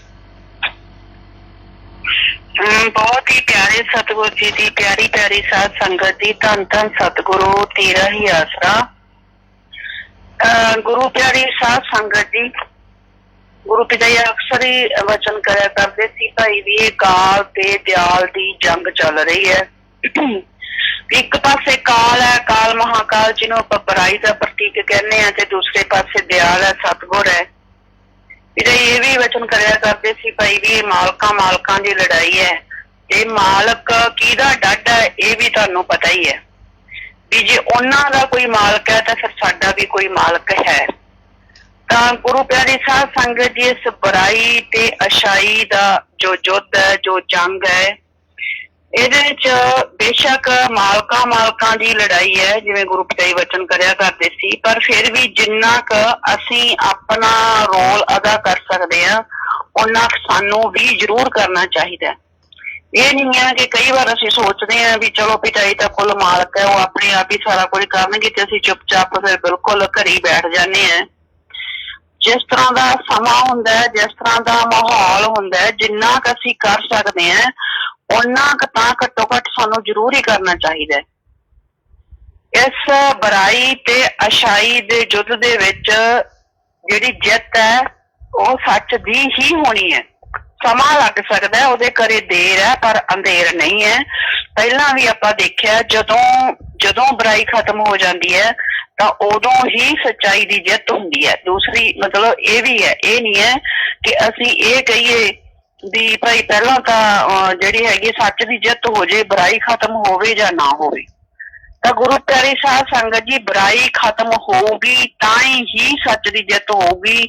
ਇਹਦੇ ਵਾਸਤੇ ਜਿੰਨਾ ਕੁ ਅਸੀਂ ਮਤਲਬ ਕਿ ਇਹਦੇ 'ਚ ਹਿੱਸਾ ਪਾ ਸਕਦੇ ਹਾਂ ਉਹਨਾਂ ਕੁ ਸਾਨੂੰ ਜ਼ਰੂਰ ਪਾਉਣਾ ਚਾਹੀਦਾ ਹੈ। ਜਿਵੇਂ ਹੁਣ ਹਰਿਆਣੇ ਦੇ ਵਿੱਚ ਆਪਾਂ ਦੇਖਦੇ ਹਾਂ ਵੋਟਾਂ ਦਾ ਚੱਲ ਰਿਹਾ ਹੈ, ਹੋਰ ਅਸੀਂ ਕੋਈ ਠੀਕ ਹੈ ਕੋਈ ਧਰਨਾ ਨਹੀਂ ਕਰ ਸਕੇ 2017 ਤੋਂ ਲੈ ਕੇ ਚੁੱਪ-ਚਾਪ ਘਰਾਂ 'ਚ ਬੈਠੀ ਹੈ ਸੰਗਤ, ਕੋਈ ਗੁਰੂ ਪਿਤਾ ਜੀ ਦੇ ਹੱਕ ਦੇ ਵਿੱਚ ਪ੍ਰਦਰਸ਼ਨ ਨਹੀਂ ਕਰ ਸਕੇ, ਜਾਂ ਜਿਹੜੀਆਂ ਸਰਕਾਰਾਂ ਨੇ ਅਤਿਆਚਾਰ ਕੀਤਾ 25 ਅਗਸਤ 2017 ਨੂੰ, ਨਾ ਅਸੀਂ ਉਹਨਾਂ ਦੇ ਵਿਰੋਧ ਦੇ ਵਿੱਚ ਕੋਈ ਵੀ ਅਸੀਂ ਮਤਲਬ ਕਿ ਆਵਾਜ਼ ਬੁਲੰਦ ਨਹੀਂ ਕੀਤੀ। ਜਦੋਂ ਕਿ ਗੁਰੂ ਪਿਤਾ ਜੀ ਦੇ ਹੁੰਦੇ 2017 ਤੱਕ ਇਹੀ ਗੁਰੂ ਸੰਗਤ ਦੀ ਗਦਾਰ ਕਮੇਟੀ ਕਿੱਧਰ ਐਕਸ਼ਨ ਕਮੇਟੀਆਂ ਬਣਾਉਂਦੀ ਹੁੰਦੀ ਸੀ। ਪਹਿਲਾਂ ਸ਼ੁਰੂ ਤੁਹਾਨੂੰ ਯਾਦ ਆਊਗਾ 2002 ਦੇ ਵਿੱਚ ਮਰਨ ਵਰਤ ਤੇ ਸੰਗਤ ਬਿਠਾਈ, ਉਸ ਤੋਂ ਬਾਅਦ ਕਿੰਨੇ ਵਾਰੀ ਸੰਗਤ ਨੂੰ ਇਕੱਠਾ ਕੀਤਾ ਗਿਆ, ਕਿਤੇ ਰੈਲੀਆਂ ਕਰਨ ਵਾਸਤੇ ਇਕੱਠਾ ਕੀਤਾ ਗਿਆ, ਕਿਤੇ ਧਰਨੇ ਦੇਣ ਵਾਸਤੇ ਇਕੱਠਾ ਕੀਤਾ ਗਿਆ। ਪਰ 25 ਅਗਸਤ 2017 ਤੋਂ ਬਾਅਦ ਸਾਰੀ ਗੁਰੂ ਸੰਗਤ ਦੀ ਗਦਾਰ ਕਮੇਟੀ ਇਸ ਤਰ੍ਹਾਂ ਚੁੱਪ ਹੋ ਜਾਂਦੀ ਹੈ, ਬਸ ਜਿਵੇਂ ਵੀ ਇਹਨਾਂ ਦਾ ਜਿਹੜਾ ਮਕਸਦ ਸੀ ਉਹ ਪੂਰਾ ਹੋ ਗਿਆ, ਹੁਣ ਕੋਈ ਜ਼ਰੂਰਤ ਨਹੀਂ ਹੈ। ਸੰਗਤ ਵੀ ਇਹਨਾਂ ਦੇ ਮਗਰ ਹੀ, ਪਹਿਲਾਂ ਤਾਂ ਜਿਵੇਂ ਮਤਲਬ ਕਿ ਕਹਿੰਦੇ ਸੀ ਜਿੱਥੇ ਕਹਿੰਦੇ ਸੀ ਸੰਗਤ ਉੱਥੇ ਇਕੱਠੀ ਹੁੰਦੀ ਸੀ, ਪਰ ਸੰਗਤ ਨੇ ਵੀ ਕਦੇ ਨਹੀਂ ਇਹ ਚੀਜ਼ ਸਮਝੀ ਕਿ ਸਾਨੂੰ ਆਪਦੇ ਗੁਰੂ ਪਿਤਾ ਜੀ ਦੇ ਹੱਕ ਦੇ ਵਿੱਚ ਕਿਤੇ ਇਕੱਠਾ ਹੋਣਾ ਚਾਹੀਦਾ ਹੈ, ਕਿਤੇ ਕੋਈ ਰੋਸ ਪ੍ਰਦਰਸ਼ਨ ਕਰਨਾ ਚਾਹੀਦਾ ਹੈ, ਕੋਈ ਰੈਲੀ ਕਰਨੀ ਚਾਹੀਦੀ ਹੈ। 2017 ਤੋਂ ਆਪਾਂ ਦੇਖਦੇ ਹਾਂ ਸੰਗਤ ਵੀ ਚੁੱਪਚਾਪ ਬੈਠੀ ਹੈ। ਤਾਂ ਗੁਰੂ ਪਿਆਰੀ ਸਾਧ ਸੰਗਤ ਜੀ, ਫਿਰ ਘੱਟੋ ਘੱਟ ਸਾਡੇ ਕੋਲ ਇੱਕ ਜੋ ਵੋਟ ਦਾ ਹਥਿਆਰ ਹੈ, ਸਮੇਂ ਦਾ ਜੋ ਹਥਿਆਰ ਹੈ ਸਾਡੇ ਕੋਲ, ਇਸ ਸਮੇਂ ਦਾ ਹਥਿਆਰ, ਵੋਟ ਦਾ ਹਥਿਆਰ ਸਭ ਤੋਂ ਵੱਡਾ ਹਥਿਆਰ ਹੈ। ਤਾਂ ਫਿਰ ਸਾਨੂੰ ਘੱਟੋ ਘੱਟ ਉਹਦਾ ਇਸਤੇਮਾਲ ਇੱਕ ਤਾਂ ਜ਼ਰੂਰ ਕਰਨਾ ਚਾਹੀਦਾ। ਇਹਦੇ ਵਾਸਤੇ ਆਪਾਂ ਇੱਕ ਫੇਥ ਵਰਸਸ ਵਰਡਿਕਟ ਤੇ ਸ਼ੁਰੂਆਤ ਵੀ ਕੀਤੀ ਹੈ, ਇੱਕ ਮੁਹਿੰਮ ਦੀ ਸ਼ੁਰੂਆਤ ਕੀਤੀ ਹੈ ਕਿ ਜਿਨ੍ਹਾਂ ਲੋਕਾਂ ਨੇ ਸਾਡੇ ਤੇ ਅਤਿਆਚਾਰ ਕੀਤਾ ਜਾਂ ਜਿਨ੍ਹਾਂ ਸਰਕਾਰਾਂ ਨੇ ਸਾਡੇ ਤੇ ਅਤਿਆਚਾਰ ਕੀਤਾ, ਸਾਡੀ ਸਾਧ ਸੰਗਤ ਤੇ ਕੀਤਾ, ਗੁਰੂ ਪਿਤਾ ਜੀ ਤੇ ਕੀਤਾ, ਗੁਰੂ ਪਿਤਾ ਜੀ ਤੇ ਐਡਾ ਵੱਡਾ ਕਲੰਕ ਲਾ ਕੇ ਉਹਨਾਂ ਨੂੰ ਜੇਲ੍ਹ ਭੇਜਿਆ, ਜੇਲ੍ਹ ਹੀ ਨਹੀਂ ਭੇਜਿਆ, ਉਸ ਤੋਂ ਬਾਅਦ ਉਹਨਾਂ ਦੀ ਜਗ੍ਹਾ ਤੇ ਇੱਕ ਨਕਲੀ ਆਪਦਾ ਹੀ ਬੰਦਾ ਲਿਆ ਕੇ ਬਿਠਾ ਦਿੱਤਾ ਗਿਆ। ਤਾਂ ਇਸ ਦੇ ਸਾਰੇ ਕਾਸੇ ਦੇ ਖਿਲਾਫ ਇੱਕ ਮਤਲਬ ਕਿ 20-25 ਸਕਿੰਟ ਦੀ ਵੀਡੀਓ ਬਣਾ ਕੇ ਸੰਗਤ ਭੇਜ ਰਹੀ ਹੈ। ਤਾਂ ਵੱਧ ਤੋਂ ਵੱਧ ਸੰਗਤ ਇਸ ਮੁਹਿੰਮ ਦੇ ਵਿੱਚ ਜਿਹੜੀ ਹੈਗੀ ਆਪਦਾ ਯੋਗਦਾਨ ਪਾਵੇ ਜ਼ਰੂਰ।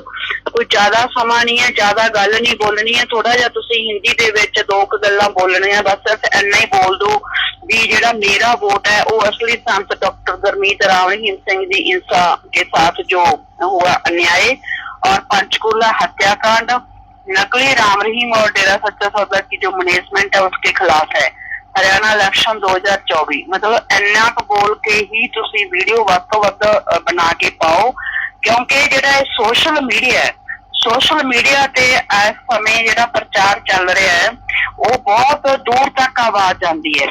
ਉਹਨਾਂ ਅਸੀਂ ਸ਼ਾਇਦ ਧਰਨੇ ਪ੍ਰਦਰਸ਼ਨ ਕਰਕੇ ਵੀ ਨਹੀਂ ਸੀ ਕਰ ਸਕਦੇ ਆਪਦੀ ਆਵਾਜ਼ ਬੁਲੰਦ, ਜਿੰਨਾ ਕਿ ਸੋਸ਼ਲ ਮੀਡੀਆ ਤੇ ਜੇ ਅਸੀਂ ਲਗਾਤਾਰ ਆਪਦੀ ਮਤਲਬ ਗੱਲ ਰੱਖਦੇ ਹਾਂ, ਲਗਾਤਾਰ ਅਸੀਂ ਕੋਈ ਪ੍ਰਦਰਸ਼ਨ ਦੇ ਤੌਰ ਤੇ ਸਮਝ ਲਓ ਇਹ ਵੀ ਇੱਕ ਤਰ੍ਹਾਂ ਦਾ ਆਪਾਂ ਇਹ ਪ੍ਰਦਰਸ਼ਨ ਹੀ ਕਰ ਰਹੇ ਹਾਂ ਵੀ ਇਸ ਚੀਜ਼ ਦੇ ਖਿਲਾਫ ਜਿਹੜਾ ਅਸੀਂ ਆਪਦਾ ਵੋਟ ਕਰ ਰਹੇ ਹਾਂ, ਤਾਂ ਕਿ ਲੋਕਾਂ ਨੂੰ ਪਤਾ ਲੱਗੇ ਕਿ ਜਿਹੜੀ ਡੇਰਾ ਸੱਚਾ ਸੌਦਾ ਦੀ ਸਾਧ ਸੰਗਤ ਹੈ, ਅਸਲੀ ਗੁਰੂ ਪਿਤਾ ਜੀ ਦੀ ਜੋ ਅਸਲੀ ਸਾਧ ਸੰਗਤ ਹੈ, ਉਹ ਬਿਲਕੁਲ ਉਹਨਾਂ ਸਰਕਾਰਾਂ ਦੇ ਖਿਲਾਫ ਹੈ, ਉਹਨਾਂ ਨੇਤਾਵਾਂ ਦੇ ਖਿਲਾਫ ਹੈ ਜਿਨ੍ਹਾਂ ਨੇ ਪੰਚਕੂਲਾ ਦੇ ਵਿੱਚ ਨਿਰਦੋਸ਼ ਡੇਰਾ ਪ੍ਰੇਮੀਆਂ ਤੇ ਗੋਲੀਆਂ ਚਲਾਈਆਂ, ਨਿਹੱਥੀ ਸੰਗਤ ਤੇ ਅਤਿਆਚਾਰ ਕੀਤਾ, ਡਾਂਗਾ ਸੋਟੀਆਂ, ਕਿੰਨੀਆਂ ਲਾਠੀਆਂ ਚਲਾਈਆਂ, ਕਿਵੇਂ 3-4 ਹਜ਼ਾਰ ਬੰਦੇ ਤੇ ਪਰਚੇ ਦਰਜ ਕਰ ਦਿੱਤੇ ਗਏ।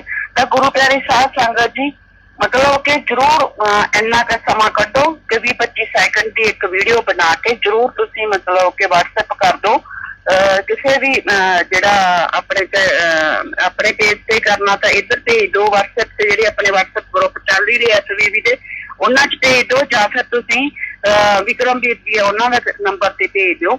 ਤਾਂ ਇਹ ਕੰਮ ਜ਼ਰੂਰ ਕਰਨਾ ਹੈ। ਇਹ ਕਿਉਂ ਜ਼ਰੂਰੀ ਹੈ? ਗੁਰੂ ਪਿਆਰੀ ਸਾਧ ਸੰਗਤ ਜੀ, ਕਈ ਵਾਰੀ ਨਾ ਅਸੀਂ ਇਹ ਸੋਚ ਲੈਂਦੇ ਹਾਂ ਵੀ ਅਸੀਂ ਤਾਂ ਕਿਸੇ ਨੂੰ ਵੀ ਵੋਟ ਨਹੀਂ ਪਾਉਂਦੇ, ਕਿਸੇ ਨੇ ਵੀ ਸਾਡਾ ਕੰਮ ਨਹੀਂ ਕੀਤਾ, ਇਸ ਕਰਕੇ ਅਸੀਂ ਕਿਸੇ ਨੂੰ ਵੋਟ ਨਹੀਂ ਪਾਉਂਦੇ। ਜੇ ਤੁਸੀਂ ਕਿਸੇ ਨੂੰ ਵੀ ਵੋਟ ਨਹੀਂ ਪਾਓਗੇ ਨਾ, ਚੁੱਪ-ਚਾਪ ਘਰੇ ਬੈਠੇ ਰਹੋਗੇ, ਤਾਂ ਫਿਰ ਇਹਦਾ ਮਤਲਬ ਸਾਫ਼-ਸਾਫ਼ ਤੁਸੀਂ BJP ਦੇ ਹੱਕ ਦੇ ਵਿੱਚ ਹੀ ਭੁਗਤ ਰਹੇ ਹੋ।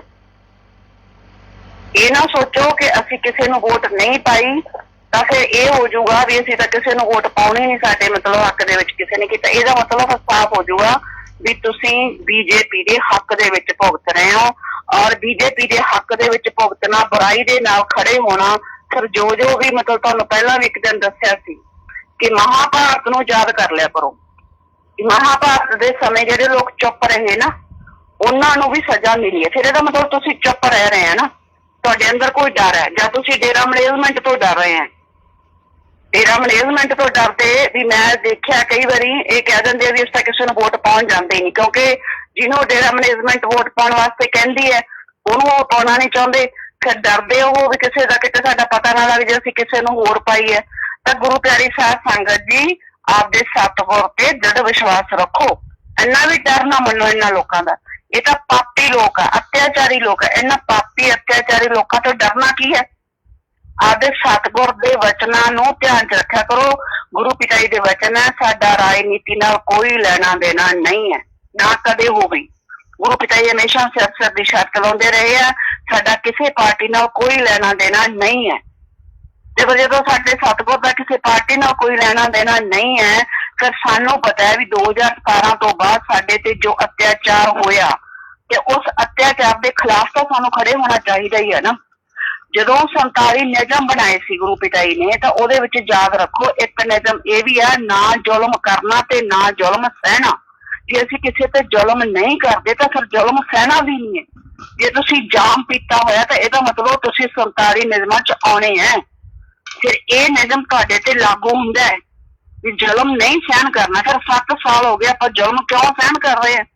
ਜਦੋਂ ਸਾਡਾ ਜਵਾਬ ਦੇਣ ਦੀ ਵਾਰੀ ਆਉਂਦੀ ਹੈ, ਉਹਨਾਂ ਜ਼ਾਲਮਾਂ ਦੇ ਖਿਲਾਫ ਖੜੇ ਹੋਣ ਦੀ ਵਾਰੀ ਆਉਂਦੀ ਹੈ 5 ਸਾਲ ਬਾਅਦ, ਉਦੋਂ ਵੀ ਜੇ ਤੁਸੀਂ ਚੁੱਪ ਕਰਕੇ ਘਰੇ ਬੈਠ ਜਾਂਦੇ ਆ, ਫਿਰ ਇਹਦਾ ਮਤਲਬ ਤੁਸੀਂ ਤਾਂ ਉਹਨਾਂ ਜ਼ਾਲਮਾਂ ਦੇ ਨਾਲ ਹੀ ਖੜੇ।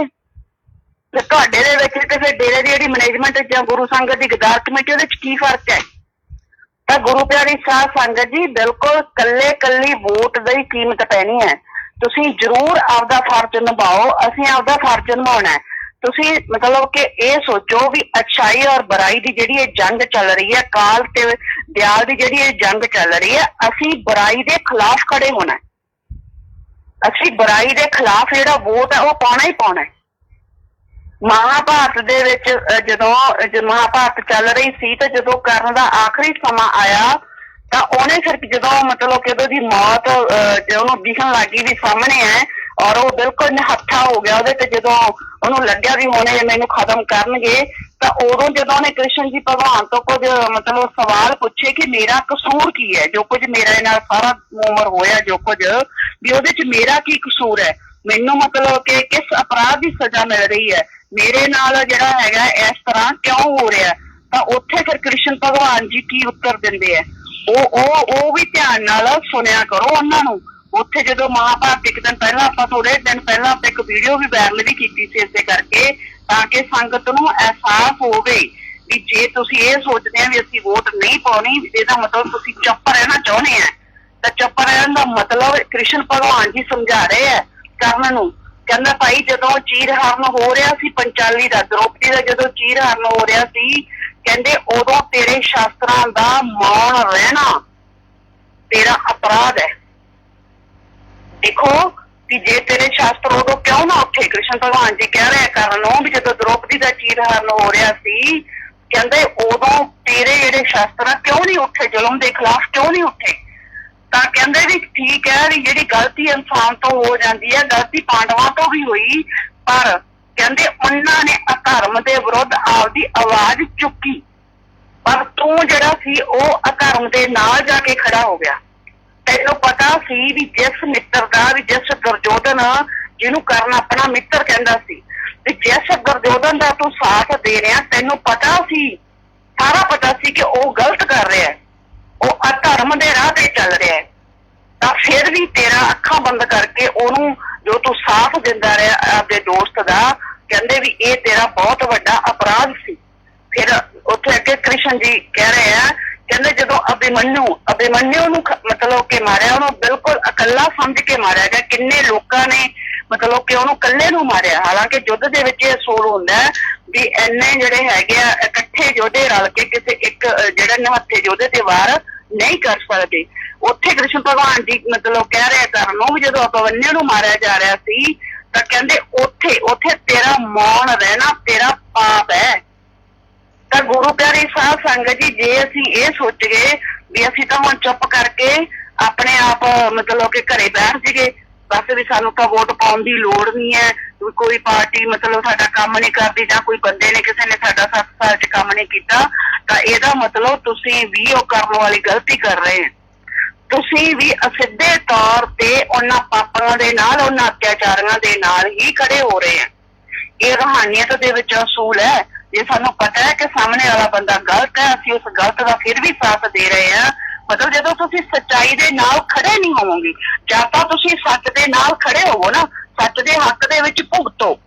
ਜਦੋਂ ਤੁਸੀਂ ਬੁਰਾਈ ਦੇ ਖਿਲਾਫ ਖੜੇ ਨਹੀਂ ਹੋਵੋਗੇ, ਮੌਨ ਰਹੋਗੇ, ਤਾਂ ਫਿਰ ਉਹੀ ਸਜ਼ਾ ਰੂਹਾਨੀਅਤ ਦੇ ਵਿੱਚ ਮਿਲਦੀ ਹੈ ਜਿਹੜੀ ਪਾਪ ਕਰਨ ਵਾਲੇ ਨੂੰ ਮਿਲਦੀ ਹੈ। ਇਹ ਕ੍ਰਿਸ਼ਨ ਜੀ ਮਤਲਬ ਕਿ ਕਹਿ ਰਹੇ ਆ, ਗੀਤਾ ਦਾ ਉਪਦੇਸ਼ ਜਦੋਂ ਮਹਾਭਾਰਤ ਦੇ ਵਿੱਚ ਕਰਨ ਨੂੰ ਦੇ ਰਹੇ, ਮਤਲਬ ਕਿ ਕਰਨ ਨੂੰ ਜਦੋਂ ਦੱਸ ਰਹੇ, ਉਹਦੇ ਸਵਾਲਾਂ ਦੇ ਜਵਾਬ ਦੇ ਰਹੇ। ਤਾਂ ਗੁਰੂ ਪਿਆਰੀ ਸਾਧ ਸੰਗਤ ਜੀ, ਜਦੋਂ ਜਿਹੜੇ ਸਾਡਾ ਪੁਰਾਣਾ ਇਤਿਹਾਸ ਹੁੰਦਾ ਨਾ, ਉਹਨਾਂ ਤੋਂ ਸਾਨੂੰ ਕੋਈ ਨਾ ਕੋਈ ਸਿੱਖਿਆ ਮਿਲਦੀ ਹੈ। ਇਹ ਐਵੇਂ ਨਹੀਂ ਹੁੰਦਾ ਇਤਿਹਾਸ। ਕਈ ਲੋਕ ਇਤਿਹਾਸ ਨੂੰ ਬਹੁਤ ਸਮਝਦੇ ਆ ਵੀ ਤਾਂ ਬੋਰ ਹੈ, ਵੀ ਸਾਨੂੰ ਇਤਿਹਾਸ ਪੜ੍ਹਨ ਦੀ ਜ਼ਰੂਰਤ ਹੀ ਕੀ ਹੈ, ਪਰ ਨਹੀਂ, ਸਾਨੂੰ ਆਪਣਾ ਜਿਹੜਾ ਇਤਿਹਾਸ ਹੈ ਉਹ ਪੜ੍ਹਨਾ ਵੀ ਚਾਹੀਦਾ, ਸਮਝਣਾ ਵੀ ਚਾਹੀਦਾ, ਉਹ ਤੋਂ ਕੋਈ ਸਿੱਖਿਆ ਵੀ ਲੈਣੀ ਚਾਹੀਦੀ ਹੈ। ਇਤਿਹਾਸ ਸਾਨੂੰ ਇਹ ਚੀਜ਼ ਸਿਖਾਉਂਦਾ ਹੈ ਵੀ ਜਿਹੜੀਆਂ ਪੁਰਾਤਨ ਸਮੇਂ ਦੇ ਵਿੱਚ ਜਿਨ੍ਹਾਂ ਨੇ ਜੋ ਗਲਤੀਆਂ ਕੀਤੀਆਂ ਉਹਨਾਂ ਨੂੰ ਕੀ ਸਜ਼ਾ ਮਿਲੀ, ਵੀ ਉਹ ਗਲਤੀਆਂ ਅਸੀਂ ਨਾ ਕਰੀਏ। ਇਹ ਸਾਨੂੰ ਇਤਿਹਾਸ ਬਹੁਤ ਵੱਡੀ ਸਿੱਖਿਆ ਦਿੰਦਾ। ਜਿਨ੍ਹਾਂ ਨੇ ਚੰਗੇ ਕਰਮ ਕੀਤੇ ਉਹਨਾਂ ਨੂੰ ਅੱਗੇ ਜਾ ਕੇ ਕਿਵੇਂ ਦੁਨੀਆ ਸਲਾਮ ਕਰਦੀ ਹੈ, ਤਾਂ ਫਿਰ ਉਹ ਸਾਨੂੰ ਉਸ ਇਤਿਹਾਸ ਤੋਂ ਸਾਨੂੰ ਚੰਗੇ ਕੰਮ ਕਰਨ ਦੀ ਸਿੱਖਿਆ ਮਿਲਦੀ ਹੈ। ਤਾਂ ਗੁਰੂ ਪਿਆਰੀ ਸਾਧ ਸੰਗਤ ਜੀ, ਸਾਨੂੰ ਹਮੇਸ਼ਾ ਜਿਹੜੀ ਅੱਛਾਈ ਹੈ ਜਾਂ ਸੱਚਾਈ ਹੈ ਉਹਦੇ ਨਾਲ ਡਟ ਕੇ ਖੜਾ ਹੋਣਾ ਚਾਹੀਦਾ ਹੈ। ਗੁਰੂ ਪਿਤਾ ਜੀ ਵੀ ਕਹਿੰਦੇ ਹੁੰਦੇ ਸੀ ਵੀ ਧਰਮ ਤੇ ਚੱਲਦਿਆਂ ਜੇ ਆਵੇ ਹਾਨ ਤਾਂ ਕਦੇ ਨਾ ਛੱਡੀਏ ਧਰਮ ਦੀ ਬਾਣ। ਤਾਂ ਜੇ ਬੇਸ਼ੱਕ ਸਾਡਾ ਧਰਮ ਤੇ ਚੱਲਦਿਆਂ ਕੋਈ ਹਾਨੀ ਵੀ ਹੋ ਜੂਗੀ, ਤਾਂ ਵੀ ਸਾਨੂੰ ਸੱਚ, ਧਰਮ ਕੀ ਹੈ, ਸੱਚਾਈ, ਸਾਨੂੰ ਸੱਚਾਈ ਆ ਉਹ ਨਹੀਂ ਛੱਡਣੀ ਚਾਹੀਦੀ। ਛੋਟੇ ਛੋਟੇ ਸਾਹਿਬਜ਼ਾਦੇ, 7 ਸਾਲ ਤੇ 9 ਸਾਲ ਦਾ ਸਾਹਿਬਜ਼ਾਦੇ, ਉਹਨਾਂ ਦੀ ਸ਼ਹੀਦੀ ਸਾਨੂੰ ਬਹੁਤ ਵੱਡੀ ਸਿੱਖਿਆ ਦੇ ਕੇ ਜਾਂਦੀ ਹੈ। ਕੀ ਸਿੱਖਿਆ ਦੇ ਕੇ ਜਾਂਦੀ ਹੈ? ਕਦੇ ਵੀ ਸਾਨੂੰ ਅਧਰਮ ਦੇ ਸਾਹਮਣੇ, ਬੁਰਾਈ ਦੇ ਸਾਹਮਣੇ, ਝੂਠ ਦੇ ਸਾਹਮਣੇ ਝੁਕਣਾ ਨਹੀਂ ਚਾਹੀਦਾ।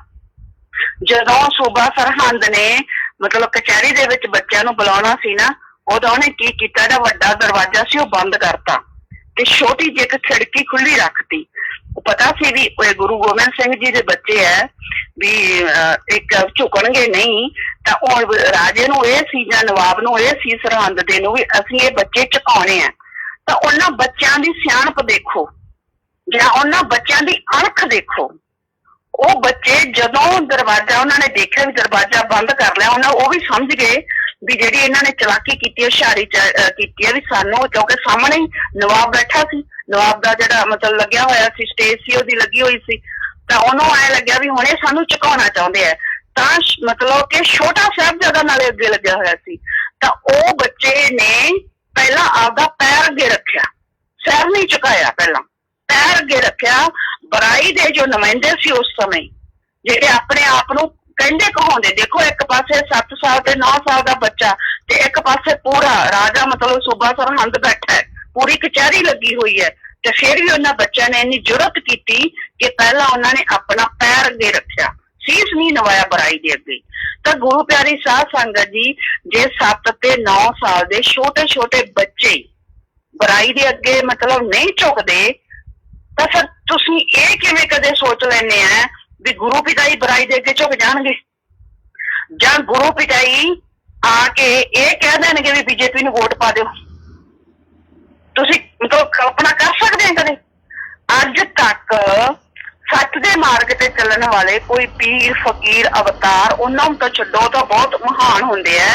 ਉਹਨਾਂ ਦੇ ਜੋ ਸ਼ਿਸ਼ ਹੋਏ ਆ, ਉਹਨਾਂ ਦੇ ਜੋ ਅੱਗੇ ਸ਼ਿਸ਼ ਵੀ ਹੋਏ ਆ ਨਾ, ਉਹ ਵੀ ਬੁਰਾਈ ਦੇ ਅੱਗੇ ਝੁਕੇ ਨਹੀਂ ਹੈ। ਉਹਨਾਂ ਨੇ ਆਪਦੇ ਬੰਦ ਕਟਵਾ ਲਏ, ਉਹਨਾਂ ਨੇ ਆਪਦੇ ਸਿਰਾਂ ਤੇ ਆਰੇ ਚੜਵਾ ਲਏ, ਪਰ ਉਹ ਬੁਰਾਈ ਦੇ ਅੱਗੇ ਝੁਕੇ ਨਹੀਂ।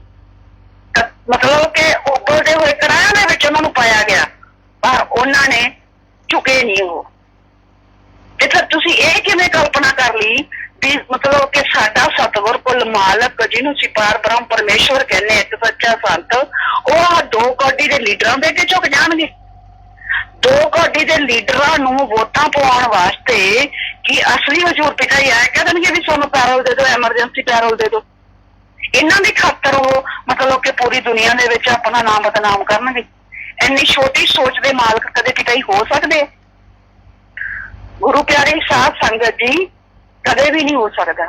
ਗੁਰੂ ਪਿਤਾ ਜੀ ਦੀਆਂ ਬਹੁਤ ਸਾਰੀਆਂ ਵੀਡੀਓ ਪਈਆਂ ਪਿਤਾ ਜੀ ਨੇ ਉਹਨਾਂ ਦਿਨਾਂ ਦੇ ਵਿੱਚ, ਕਿਉਂਕਿ 2017 ਦੇ ਵਿੱਚ ਜਦੋਂ ਇਹ ਇਲੈਕਸ਼ਨਾਂ ਸੀ ਤੇ 2014 ਦੀਆਂ ਜਦੋਂ ਇਲੈਕਸ਼ਨਾਂ ਸੀ, ਤੇ ਉਹਨਾਂ ਦਿਨਾਂ ਦੇ ਵਿੱਚ ਆਪਣੀਆਂ ਫਿਲਮਾਂ ਦਾ ਚੱਲ ਰਿਹਾ ਸੀ ਪ੍ਰੋਗਰਾਮ, ਤੇ ਫਿਲਮਾਂ ਦੇ ਪ੍ਰੋਗਰਾਮ ਚੱਲਣ ਕਰਕੇ, ਫਿਲਮਾਂ ਲੱਗਣੀਆਂ ਕਰਕੇ ਜਾਂ ਕਿਤੇ ਫਿਲਮਾਂ ਦੇ ਪ੍ਰੋਗਰਾਮ ਦੇ ਕਰਕੇ ਪਿਤਾ ਜੀ ਜਾਂਦੇ ਰਹੇ ਜਗ੍ਹਾ ਜਗ੍ਹਾ ਤੇ, ਤੇ ਉੱਥੇ ਪਿਤਾ ਜੀ ਦੀਆਂ ਬਹੁਤ ਸਾਰੀਆਂ ਇੰਟਰਵਿਊਆਂ ਜਿਹੜੇ ਸੀ ਉਹ ਲੈਣ ਆਉਂਦੇ ਹੁੰਦੇ ਸੀ ਪੱਤਰਕਾਰ।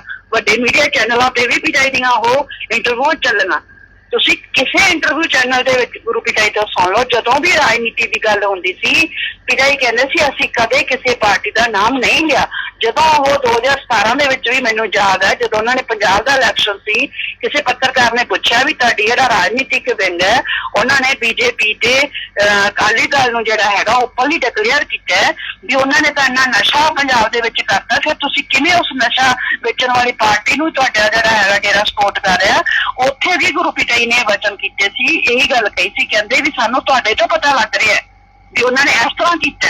ਕਹਿੰਦੇ ਅਸੀਂ ਕੋਈ ਗੱਲ ਨਹੀਂ, ਅਸੀਂ ਪੁੱਛਾਂਗੇ ਜ਼ਰੂਰ, ਪਰ ਕਹਿੰਦੇ ਜਦੋਂ ਪਹਿਲਾਂ ਸਾਡੇ ਕੋਲੇ ਆਏ ਸੀ ਉਦੋਂ ਸਾਨੂੰ ਤਾਂ ਉਹਨਾਂ ਨੇ ਇਹੀ ਕਿਹਾ ਸੀ ਵੀ ਜਿਹੜੇ ਲੋਕ ਭਲਾਈ ਦੇ ਕੰਮ ਜੋ ਆਸ ਡੇਰਾ ਕਰ ਰਹੇ ਵੀ ਜਿਹੜੇ ਉਹ ਕਰਨਗੇ ਅਸੀਂ ਉਹਨਾਂ ਨੂੰ ਸਪੋਰਟ ਕਰਾਂਗੇ। ਮਤਲਬ ਜਿਹੜਾ ਡੇਰੇ ਦਾ ਰਾਜਨੀਤਿਕ ਵਿੰਗ ਸੀ, ਇਹ ਗੁਰੂ ਪਿਤਾ ਜੀ ਕੋਲ ਜਾ ਕੇ ਹੋਰ ਝੂਠ ਬੋਲਦਾ ਰਿਹਾ, ਅਸਲ ਦੇ ਵਿੱਚ ਇਹ ਕੁਝ ਹੋਰ ਕਰਦੇ ਰਹੇ। ਤਾਂ ਇਹਨਾਂ ਨੇ ਜੋ ਏਕੇ ਦੀ ਗੱਲ ਮਤਲਬ ਕਿ ਗੁਰੂ ਪਿਤਾ ਜੀ ਦੇ ਕਰਦੇ ਸੀ, ਇਹਨਾਂ ਨੇ ਗੁਰੂ ਪਿਤਾ ਜੀ ਦੇ ਵਚਨਾਂ ਦੇ ਅਨੁਸਾਰ ਏਕਾ ਵੀ ਕਦੇ ਨਹੀਂ ਰੱਖਿਆ। ਇੱਕ ਹੀ ਸੀਟ ਤੋਂ ਖੁਦ ਹੀ ਇਹ ਸੰਗਤ ਨੂੰ 2-2 3-3 ਥਾਵਾਂ ਤੇ ਵੋਟ ਪਾਉਣ ਲਈ ਹੁਕਮ ਜਾਰੀ ਕਰ ਦਿੰਦੇ ਸੀ। ਗੁਰੂ ਪਿਆਰੀ ਸਾਧ ਸੰਗਤ ਜੀ, ਹੁਣ ਤਾਂ ਕੰਮ ਹੀ ਨਿਬੜਿਆ ਹੋਇਆ। ਜਦੋਂ ਯੂਪੀ ਵਾਲਾ ਨੇ ਇੱਕ ਆ ਕੇ ਪਿੱਛੇ ਇੱਕ ਵਾਰੀ ਇਹ ਕਹਿਤਾ ਸੀ ਵੀ ਰਾਜਨੀਤਿਕ ਵਿੰਗ ਭੰਗ ਕਰਤਾ, ਤੇ ਫਿਰ ਵੋਟਾਂ ਤੋਂ ਪਹਿਲਾਂ ਖੁਦ ਹੀ ਪੈਰੋਲ ਕਿਉਂ ਮੰਗ ਰਹੀ ਹੈ? ਅੱਜ ਮੈਂ ਦੇਖਿਆ ਇਹਨਾਂ ਦਾ ਜਿਹੜਾ ਡੇਰੇ ਦਾ IT ਵਿੰਗ ਹੈ, ਉਹਨਾਂ ਦੇ ਡੇਰੇ ਦੇ IT ਵਿੰਗ ਨੇ ਕਈਆਂ ਨੇ ਪੋਸਟਾਂ ਪਾ ਰੱਖੀਆਂ ਵੀ ਮਾਹੌਲ ਚਾਹੇ ਕਿਸੇ ਦਾ ਵੀ ਹੋਵੇ ਉਸਨੂੰ ਬਦਲਣ ਦੀ ਜਿਹੜੀ ਡੇਰਾ ਸੱਚਾ ਸੌਦਾ ਸਮਰੱਥਾ ਰੱਖਦਾ ਹੈ। ਕਮਾਲ ਹੈ, ਅਸੀਂ ਤਾਂ ਦੇਖਿਆ ਨਹੀਂ। 2007 ਤੋਂ ਲੈ ਕੇ ਮੈਂ ਤਾਂ ਪੰਜਾਬ 'ਚ ਦੇਖ ਰਹੀ ਹਾਂ, ਮੈਂ ਤਾਂ ਦੇਖੀ ਨਹੀਂ ਇਹ ਸਮਰੱਥਾ ਇਹਨਾਂ ਦੀ ਕਿਤੇ। ਫੁਕਰੀਆਂ ਮਾਰਨ ਵਾਲੇ ਫੁਕਰੀਆਂ ਮਾਰਦੇ ਆ ਫੇਸਬੁੱਕਾਂ ਤੇ ਜਾਂ ਸੋਸ਼ਲ ਮੀਡੀਆ ਤੇ। ਅਸਲੀ ਮਤਲਬ ਇਹਨਾਂ ਨੇ ਕਦੇ ਅਸਲੀਅਤ ਨੂੰ ਸਮਝਿਆ? IT ਵਿੰਗ ਵਾਲਿਆਂ ਨੂੰ 4 ਮਤਲਬ ਛਿੱਲੜ ਦੇ ਦਿੰਦੇ, ਉਹਨੇ 4 ਪੈਸੇ ਦੇ ਦਿੰਦੇ, ਉਹਨੇ ਚੱਕ ਕੇ ਪੋਸਟਾਂ ਪਾਉਣ ਲੱਗ ਜਾਂਦੇ, ਫੁਕਰੀਆਂ ਮਾਰਨ ਲੱਗ ਜਾਂਦੇ ਆ। ਇਹਨਾਂ ਫੁਕਰਿਆਂ ਨੂੰ ਇਹ ਨਹੀਂ ਪਤਾ ਲੱਗਦਾ ਵੀ 2007 ਤੋਂ ਲੈ ਕੇ ਅਸੀਂ ਤਾਂ ਪੰਜਾਬ ਦੇ ਵਿੱਚ ਦੇਖਿਆ ਨਹੀਂ ਵੀ ਅੱਜ ਕਿਸੇ ਦਾ ਮਾਹੌਲ ਹੋਵੇ ਤੇ ਡੇਰਾ ਸੱਚਾ ਸੌਦਾ ਦੇ ਵਿੱਚ ਸਮਰੱਥਾ ਹੈਗੀ ਹੈ ਉਸ ਮਾਹੌਲ ਨੂੰ ਬਦਲਣ ਦੀ। ਜਿੱਥੇ ਓਪਨਲੀ ਡਿਕਲੇਅਰ ਕਰਦੇ ਰਹੇ ਪੰਜਾਬ ਦੇ ਵਿੱਚ, ਉਹਦੇ ਤੋਂ ਉਲਟ ਜਿਹੜੀ ਸਰਕਾਰ ਬਣਦੀ ਰਹੀ। 2017 ਦੇ ਵਿੱਚ ਦੇਖਿਆ ਲੋਕਾਂ ਨੇ ਜ਼ਮਾਨਤਾਂ ਜ਼ਬਤ ਹੋ ਗਈਆਂ, ਅਕਾਲੀ ਦਲ BJP ਨੂੰ ਓਪਨਲੀ ਡਿਕਲੇਅਰ ਕੀਤਾ ਸੀ ਇਹਨਾਂ ਨੇ। 2014 ਦੇ ਵਿੱਚ BJP ਸਰਕਾਰ ਸਿਰਫ ਇਸ ਕਰਕੇ ਬਣੀ ਸੀ, ਉਹ ਵੀ ਜਿਹੜੀ ਸਾਡੀ ਸੰਗਤ ਸੀ ਹਰਿਆਣੇ ਦੀ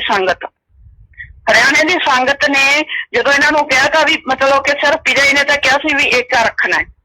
ਇਹਨਾਂ ਕੋਲ 10 ਸਾਲ ਸੀ ਜਿਹੜੀ ਪਹਿਲਾਂ ਕਾਂਗਰਸ ਦੀ ਸਰਕਾਰ ਸੀ, ਤੇ ਇਹ ਜਿਹੜੇ ਸੀਗੇ ਬੀਜੇਪੀ ਵਾਲੇ ਆ ਕੇ ਇੱਥੇ ਡੇਰੇ ਦੇ ਵਿੱਚ ਇਹ ਕਹਿ ਗਏ ਵੀ ਅਸੀਂ ਭਾਈ ਜਿਹੜਾ ਪਿਤਾਈ ਦੇ ਜਿੰਨੇ ਵੀ ਲੋਕ ਭਲਾਈ ਦੇ ਕੰਮ ਉਹਦੇ ਐਫੀਡੇਵਿਟ ਭਰ ਗਏ ਵੀ ਅਸੀਂ ਉਹਨਾਂ ਕੰਮਾਂ ਨੂੰ ਚੁੱਕਾਂਗੇ, ਜਿੰਨੇ ਵੀ ਡੇਰੇ ਦੇ ਲੋਕ ਭਲਾਈ ਦੇ ਕੰਮ ਹੈ ਉਹਨਾਂ ਨੂੰ ਅਸੀਂ ਚੁੱਕਾਂਗੇ।